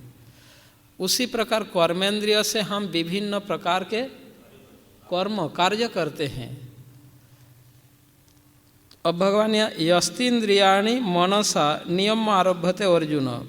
यदि कोई निष्ठावान व्यक्ति अपने मन के द्वारा कर्मेंद्रियों को वश में करने का प्रयत्न करता है और बिना किसी आसक्ति के वो कृष्ण भावनामृत में कर्म करता है, आसक्त रहित होकर, तो वो अति उत्कृष्ट है। तो पिछले श्लोक में 6 नंबर श्लोक में भगवान मिथ्याचारी के बारे में बताया। अब इस श्लोक में सदाचारी व्यक्ति के बारे में बता रहे हैं। सदाचारी व्यक्ति के विषय में बता रहे हैं, है ना।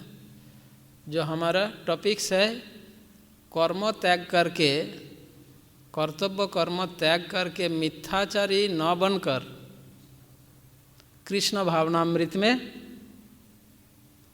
कर्म करना श्रेय है। यही है ना टॉपिक्स। कर्तव्य कर्म को त्याग करके मिथ्याचारी न बनकर कृष्ण भावनामृत में कर्म करना श्रेय है। यही इसी विषय में भगवान बता रहे हैं। अब इस श्लोक में भगवान वास्तव में एक सदाचारी व्यक्ति के विषय में बता रहे हैं। जो पिछले श्लोक में मिथ्याचारी के बारे में बताया। मिथ्याचारी और सदाचारी में अंतर क्या है? मिथ्याचारी कर्मेंद्रियों को संयत तो करता है पर मन में इंद्रियों के विषयों का चिंतन करता है, ठीक है, और चिंतन करके इंद्रियों के विषय रूप रस गंध शब्द का आस्वादन करता रहता है। और सदाचारी वह है जो कर्मेंद्रिय से कर्म करते हैं किंतु भौतिक विषयों भोग में आसक्त नहीं होता, यानी विषय भोग कामना के वश में नहीं आता, विषय भोग की इच्छा के वशीभूत होकर विषयों का भोग नहीं करता। कर्मेंद्रियों के द्वारा वो कर्तव्य कर्म करता है और अनासक्त होके विषयों को स्वीकार करता है, आसक्त रहित होकर, क्योंकि विषय को स्वीकार तो करना ही पड़ेगा। विषय स्वीकार किए बिना भौतिक शरीर नहीं टिकेगा। विषय को त्याग तो नहीं दिया जा सकता। अगर विषय को फुली त्याग देंगे तो ये शरीर नहीं टिकेगा, टिकेगा क्या? अब विषयों को कैसे स्वीकारना है यह उपाय बता रहे हैं। दूसरे पद में कर्म किस प्रकार से करना चाहिए यह भगवान इस श्लोक में शिक्षा दे रहे हैं। तो एक सदाचारी व्यक्ति जो कर्मेंद्रियों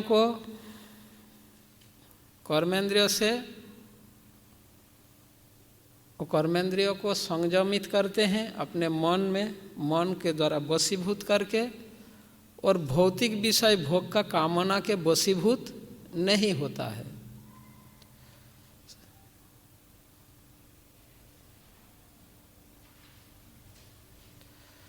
मिथ्याचारी भौतिक विषय भोग की कामना के वशीभूत हो जाता है, और सदाचारी भौतिक विषय भोग के कामना का वश में नहीं आता। यह अंतर है।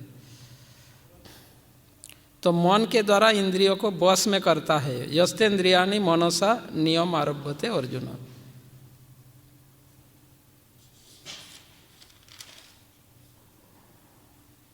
कर्मेंद्रिय कर्मयोगम असक्त स्व विशिष्यते। असक्त मतलब अनासक्त होकर, आसक्ति रहित होकर।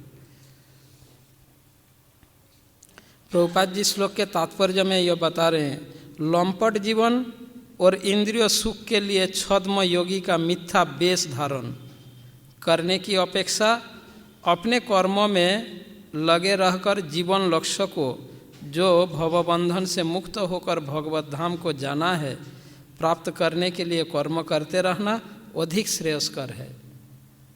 इसका तात्पर्य यही है, ऐसा लंपट न बनकर, ऐसा मिथ्याचारी न बनकर, ऐसा मिथ्या वेश धारण करके,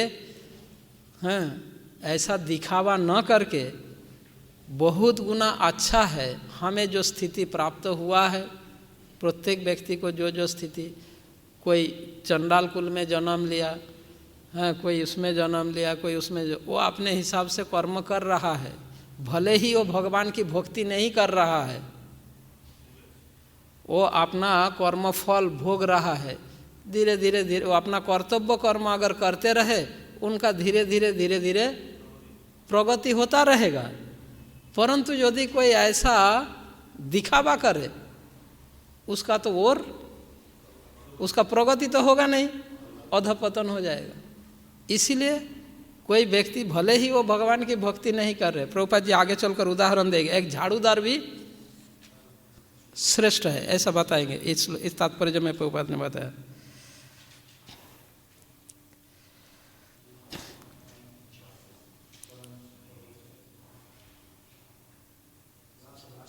है ना, जीविका के लिए ध्यान धरने वाले प्रवंचक ध्यानी की अपेक्षा सड़क पर झाड़ू लगाने वाला निष्ठावान व्यक्ति कहीं अच्छा है। हाँ, श्रेष्ठ है। जो अपना कर्तव्य कर्म कर रहा है, भले ही वो भगवान का भक्ति नहीं भी कर रहा हो, परंतु कम से कम वो दिखावा तो नहीं कर रहा है ना, वो दिखावा तो नहीं कर रहा है ना, मिथ्याचारी नहीं है, दिखावा नहीं कर रहे हैं। अजामिल को मुक्ति इसीलिए मिला, वो दिखावा नहीं किया। अजामिल ने यह अस्वीकार नहीं किया कि मैंने गलत नहीं किया। अजामिल ने क्या किया, उन्होंने वेश्या से विवाह कर लिया, ये किया, वो ब्राह्मण, पर अपने गलती को वो छुपाने की प्रयास नहीं किया।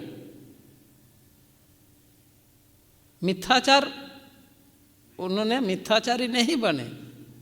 नहीं, हम क्या करते हैं, हम कुछ गलती करते हैं और उसको छुपाने के प्रयास करते हैं, और पकड़े जाने पर भी हम बोलते हैं नहीं, मैंने ऐसा नहीं किया।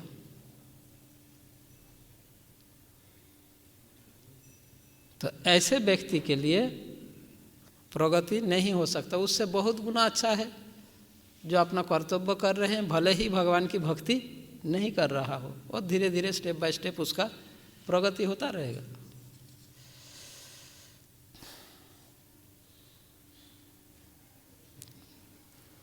शास्त्र एक तरफ भक्ति का गुणगान प्रशंसा करता है और दूसरी तरफ इतना कठिन बताते हैं, है ना, भगवान की भक्ति।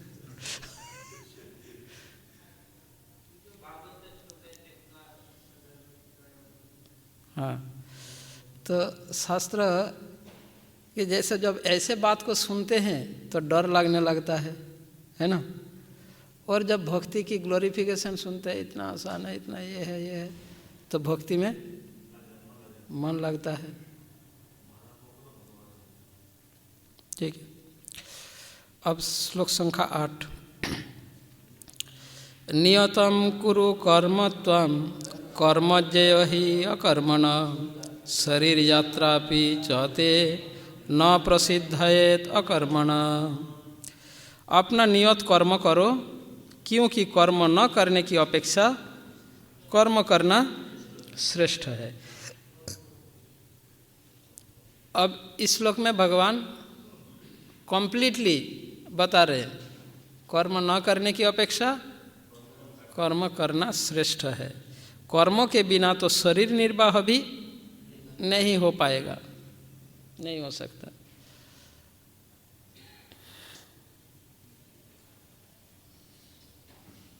तो अर्जुन के लिए भगवान का यह कहना है कि युद्ध त्याग करने की अपेक्षा युद्ध कर्म करना श्रेष्ठ है।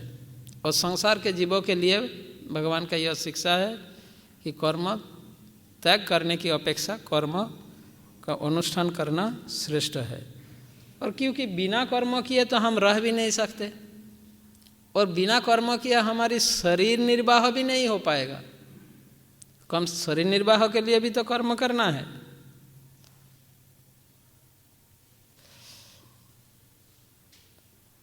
तो 7वें श्लोक में भगवान ने यह कहा था, उस व्यक्ति का प्रशंसा किया था जो सदाचारी है ना, जो इंद्रियों को अपने मन की बस में करके कर्तव्य कर्म का अनुष्ठान करते, और इंद्रिय विषय को वो चिंतन नहीं करता। इंद्रिय विषय मतलब कामना के वशीभूत होकर अनासक्त भाव से विषयों को स्वीकार करता है, उसका प्रशंसा किया 7वें श्लोक में। अब इस 8वें श्लोक में भगवान कर्मयोगी के विषय में बता रहे हैं। कर्मयोगी, कर्मयोग का व्याख्या कर रहे हैं। वास्तव में कर्मयोग है क्या तथा कर्म कैसे करना चाहिए। कर्मयोग का सिद्धांत कि कर्म न करने की अपेक्षा कर्म करना श्रेष्ठ है। कर्मयोग के जो सिद्धांत है उनमें से यह एक सिद्धांत है। तो नियतम कुरु कर्मत्तम,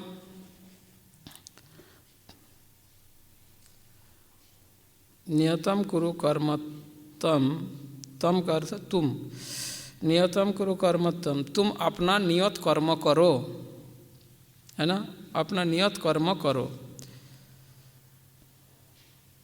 भगवान का कहना है कि तुम्हें यह विचार नहीं करना चाहिए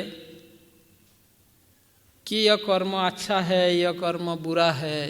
अर्जुन जैसे विचार कर रहे हैं कि यह घोर कर्म है ना। अर्जुन ने यही तो विचार कर रहे थे, युद्ध कर्म को वो घोर कर्म के रूप में देख रहे थे। भगवान कह रहे हैं तुम्हें यह विचार करने की आवश्यक नहीं है कि यह कर्म घोर कर्म है, यह कर्म शांत कर्म है, यह अच्छा है, यह बुरा है, यह तुम्हें विचार नहीं करना। क्यों? क्योंकि कृष्ण आदेश दे रहे हैं, तो उसमें और विचार करने की आवश्यक है ही नहीं। तुम अपना नियत कर्म करो, और जब स्वयं कृष्ण आदेश दे रहे हैं तो उसमें विचार नहीं करना चाहिए।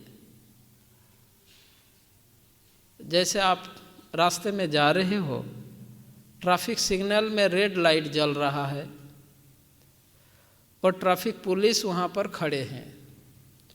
आपको कहा आप निकलो, ट्रैफिक पुलिस आपको बोलते हैं कि आप निकलो, तो आप क्या करोगे? तो आपका उचित नहीं है ट्रैफिक पुलिस को बोलना, अरे अंधा है क्या, रेड लाइट है, मेरे को जाने के लिए क्यों कह रहे हो? ऐसा बोलना उचित होगा क्या? अर्जुन यही कर रहा है,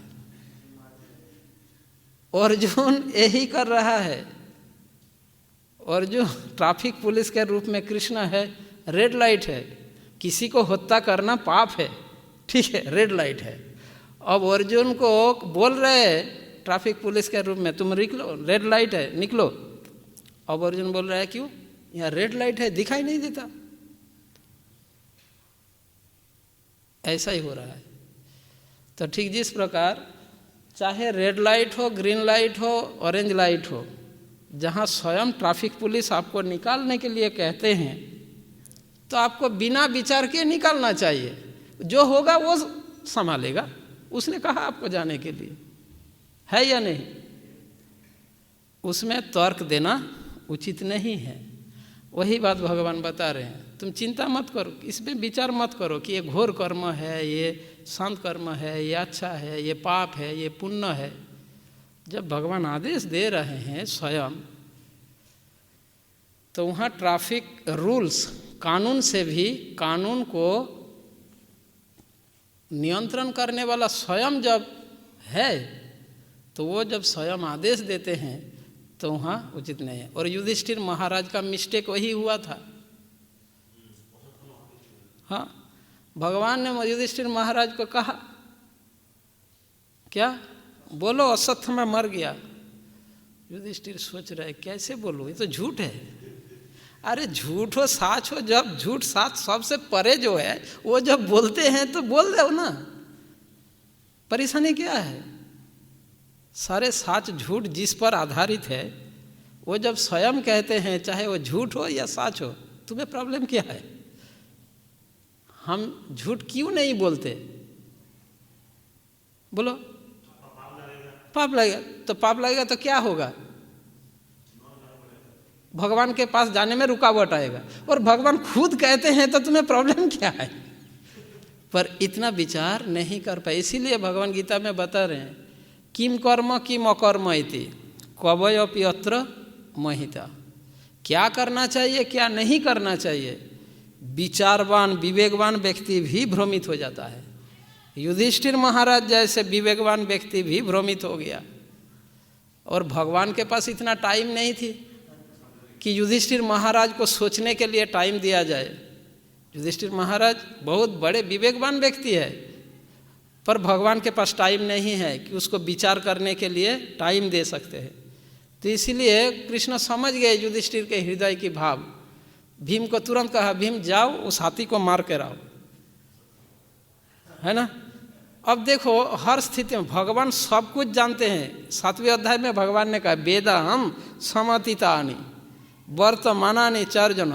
किसका हाथी का नाम अश्वत्थामा है वो भी कृष्ण जानते हैं है ना। तुरंत कहा भीम को, जाओ उस हाथी को मार के आओ, जल्दी जाओ। और भीम ने गया, उस हाथी को मार कर आया।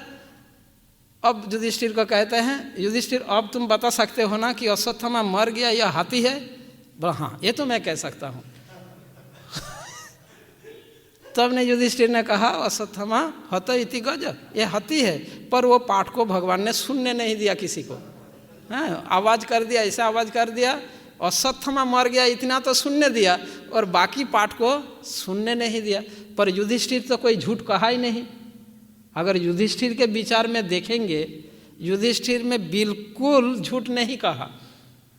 अब किसी ने उनके बात को सुनने नहीं दिया, उसमें उनका तो कोई दोष नहीं है ना।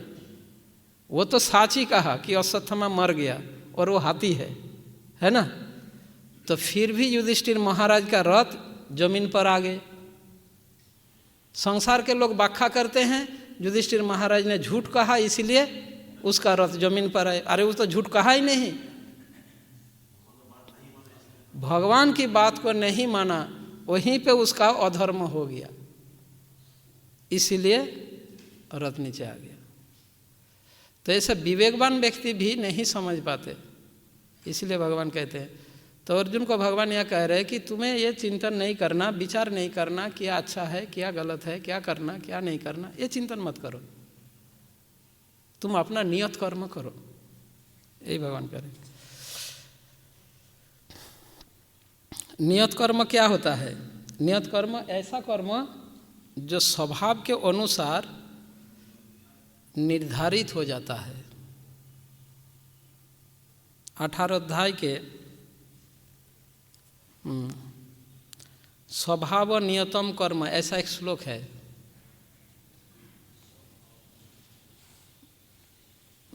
18 अध्याय 46, 47 ऐसे नंबर होगा।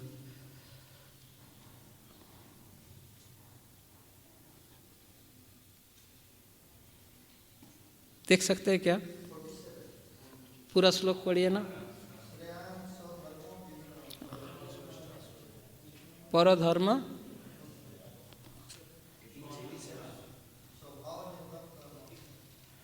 ट्रांसलेशन पढ़िए। हाँ,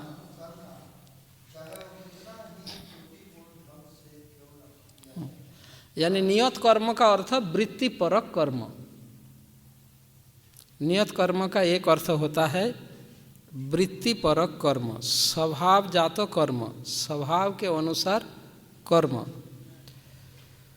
तो अर्जुन के लिए यदि नियत कर्म क्या है विचार किया जाए तो उसका नियत कर्म क्या है? युद्ध से भाग जाना या युद्ध करना? युद्ध करना, क्योंकि वो एक क्षत्रिय है, वीर है, योद्धा है, तो उसका स्वभाव या तो नियत कर्म यह है युद्ध से भागना नहीं बल्कि युद्ध करना, ये उसके लिए नियत कर्म है। नियत कर्म का एक अन्य अर्थ भी होता है जो शास्त्र में निर्देशित कर्म। अब शास्त्र के जितने भी निर्देश है समस्त निर्देशों का मूल निर्देश क्या है? सततं स्मर्तव्य विष्णु, विस्मर्तव्य न जातुचित, सर्वविधि निषेधस्व।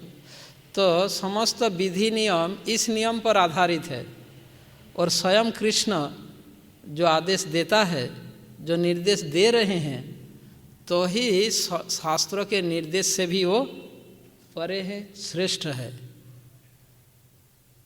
यदि स्वयं कृष्ण अगर कुछ, स्वयं भगवान अगर कुछ आदेश देता है तो नियत कर्म का अर्थ शास्त्र के निर्देश, पर शास्त्र के निर्देश से भी जो श्रेष्ठ शास्त्र का, हाँ, शास्त्र जिससे आया है, शास्त्र जिस पर आधारित है, तो उनका निर्देश शास्त्र के निर्देश से भी श्रेष्ठ बढ़कर है।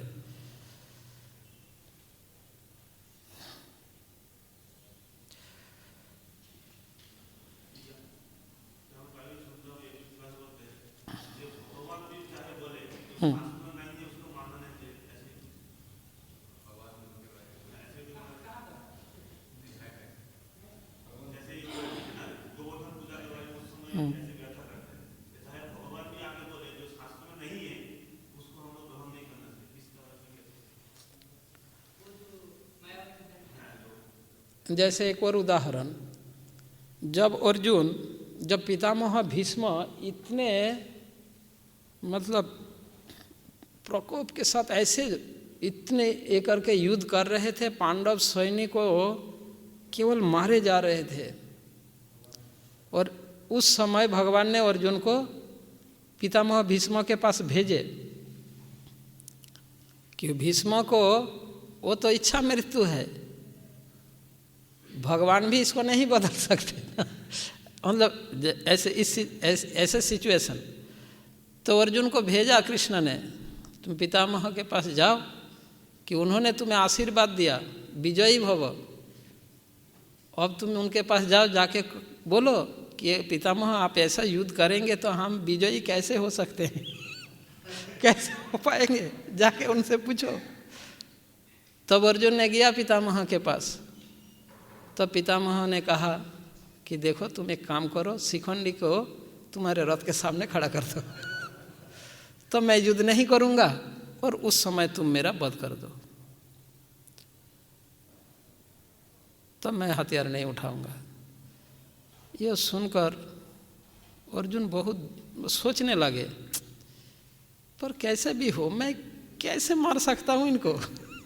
भगवान के पास वापस आके कहा कि पितामह ऐसा कहा।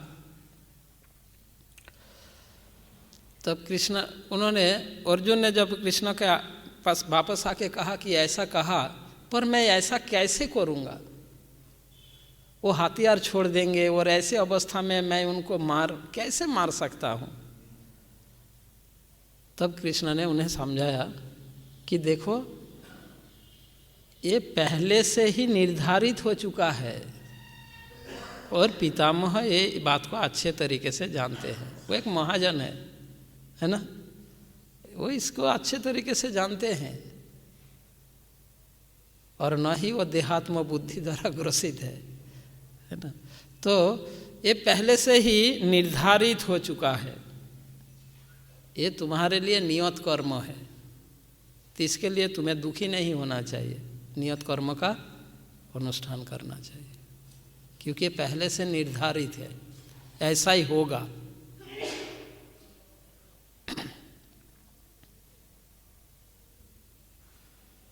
ठीक है, नेक्स्ट श्लोक। टाइम भी हो गया। हाँ,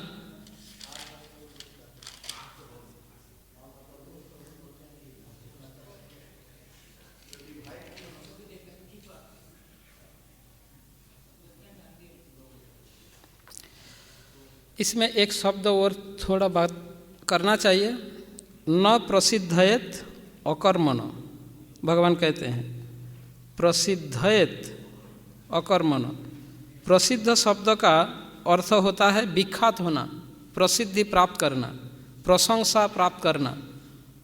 तो भगवान अर्जुन को यह कह रहे हैं यदि तुम युद्ध नहीं करोगे, हाँ, न प्रसिद्धयत अकर्मण, यानी कर्म तुम त्याग दोगे, युद्ध नहीं करोगे, न प्रसिद्धयत, तुम्हारी प्रसिद्धि नहीं होगा, तुम्हारी प्रशंसा कोई तुम्हारी प्रशंसा नहीं करेगा, तुम विख्यात नहीं बनोगे।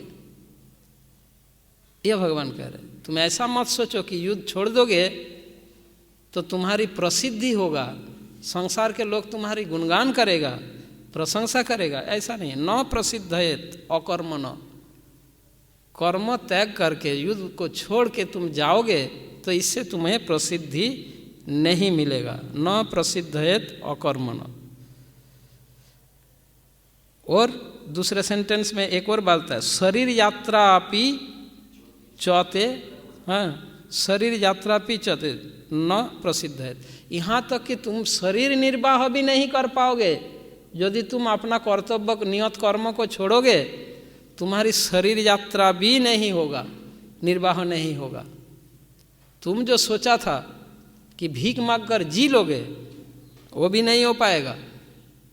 कैसे? अगर युद्ध भूमि छोड़ देगा और वो भीख मांगने जाएगा, क्या उनको भीख नहीं मिलेगा? भगवान कह रहे नहीं मिलेगा, तुम्हें भीख भी नहीं मिलेगा। तुम जब भीख मांगने जाओगे, संसार के लोग बोलेगा कायर कहीं के, हाँ, सब छोड़कर अब भीख मांगने आ गया, तुम्हें भीख भी नहीं मिलेगा। अगर कोई देना भी चाहेगा, तुम एक क्षत्रिय हो, क्षत्रियों का खून तुम्हारे शरीर में दौड़ रहा है, अगर ऐसा कोई कहेगा तुम सहन कर पाओगे? और जो कहे कायर कहीं के, अगर ऐसा बोलेगा तो तुम तो उसके साथ लड़ाई शुरू कर दोगे। तो युद्ध से तो तुम दूर नहीं हो सकते हो, तुम्हारे खून में युद्ध है, तुम क्षत्रिय हो। तो जहाँ युद्ध करना चाहिए वहाँ करो ना, बेकार में युद्ध करने किए जाओगे।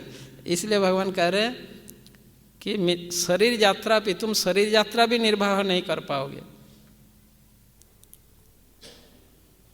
क्योंकि तुम शरीर यात्रा के लिए भिक्षा मांगने जाओगे जब, तब तुम्हारी निंदा होगा, कोई तुम्हारी प्रसिद्धि नहीं करेगा।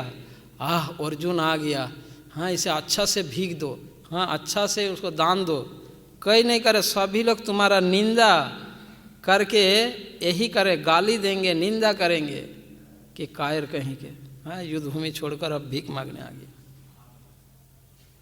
ऐसा कहेगा तो तुम भिक्षा मांग कर भी जीवन निर्वाह नहीं कर पाओगे।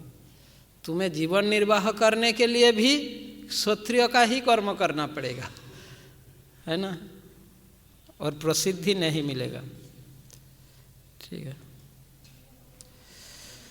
पर शरीर यात्रा का एक और अर्थ होता है। शरीर यात्रा मतलब एक शरीर से दूसरे शरीर में जाना। भगवान कह रहे तुम यदि अपना कर्तव्य कर्म छोड़ दोगे, हाँ, अकर्मण, यदि कर्म त्याग दोगे तो तुम्हारी शरीर यात्रा भी निर्वाह नहीं होगा। शरीर यात्रा का मतलब क्या होता है? आगे डेस्टिनेशन की ओर बढ़ना या पीछे हटना। यात्रा का मतलब क्या होता है? पीछे नहीं हटना ना, यात्रा का मतलब आगे बढ़ना। तो तुम आगे भी नहीं बढ़ोगे, मतलब शरीर यात्रा तुम्हारी एडवांसमेंट नहीं होगा बल्कि डिमोशन हो जाएगा, प्रमोशन नहीं होगा। ये शरीर यात्रा का एक अर्थ यह भी है।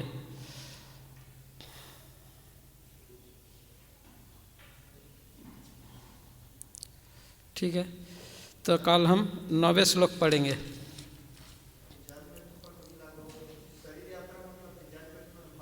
हाँ, शरीर यात्रा मतलब जन्म मृत्यु के जो एक शरीर से दूसरे शरीर में यात्रा करना।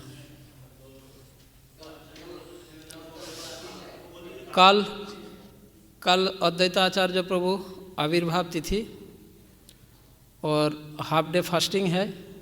1 बजे प्रसाद होगा। 1 के जगह 1:30 भी बज सकता है या 1 बजे होगा, 1 बजे होगा। तो 1 बजे प्रसाद के बाद हम कल 2 से 4, 3:30 जैसा आप चाहो,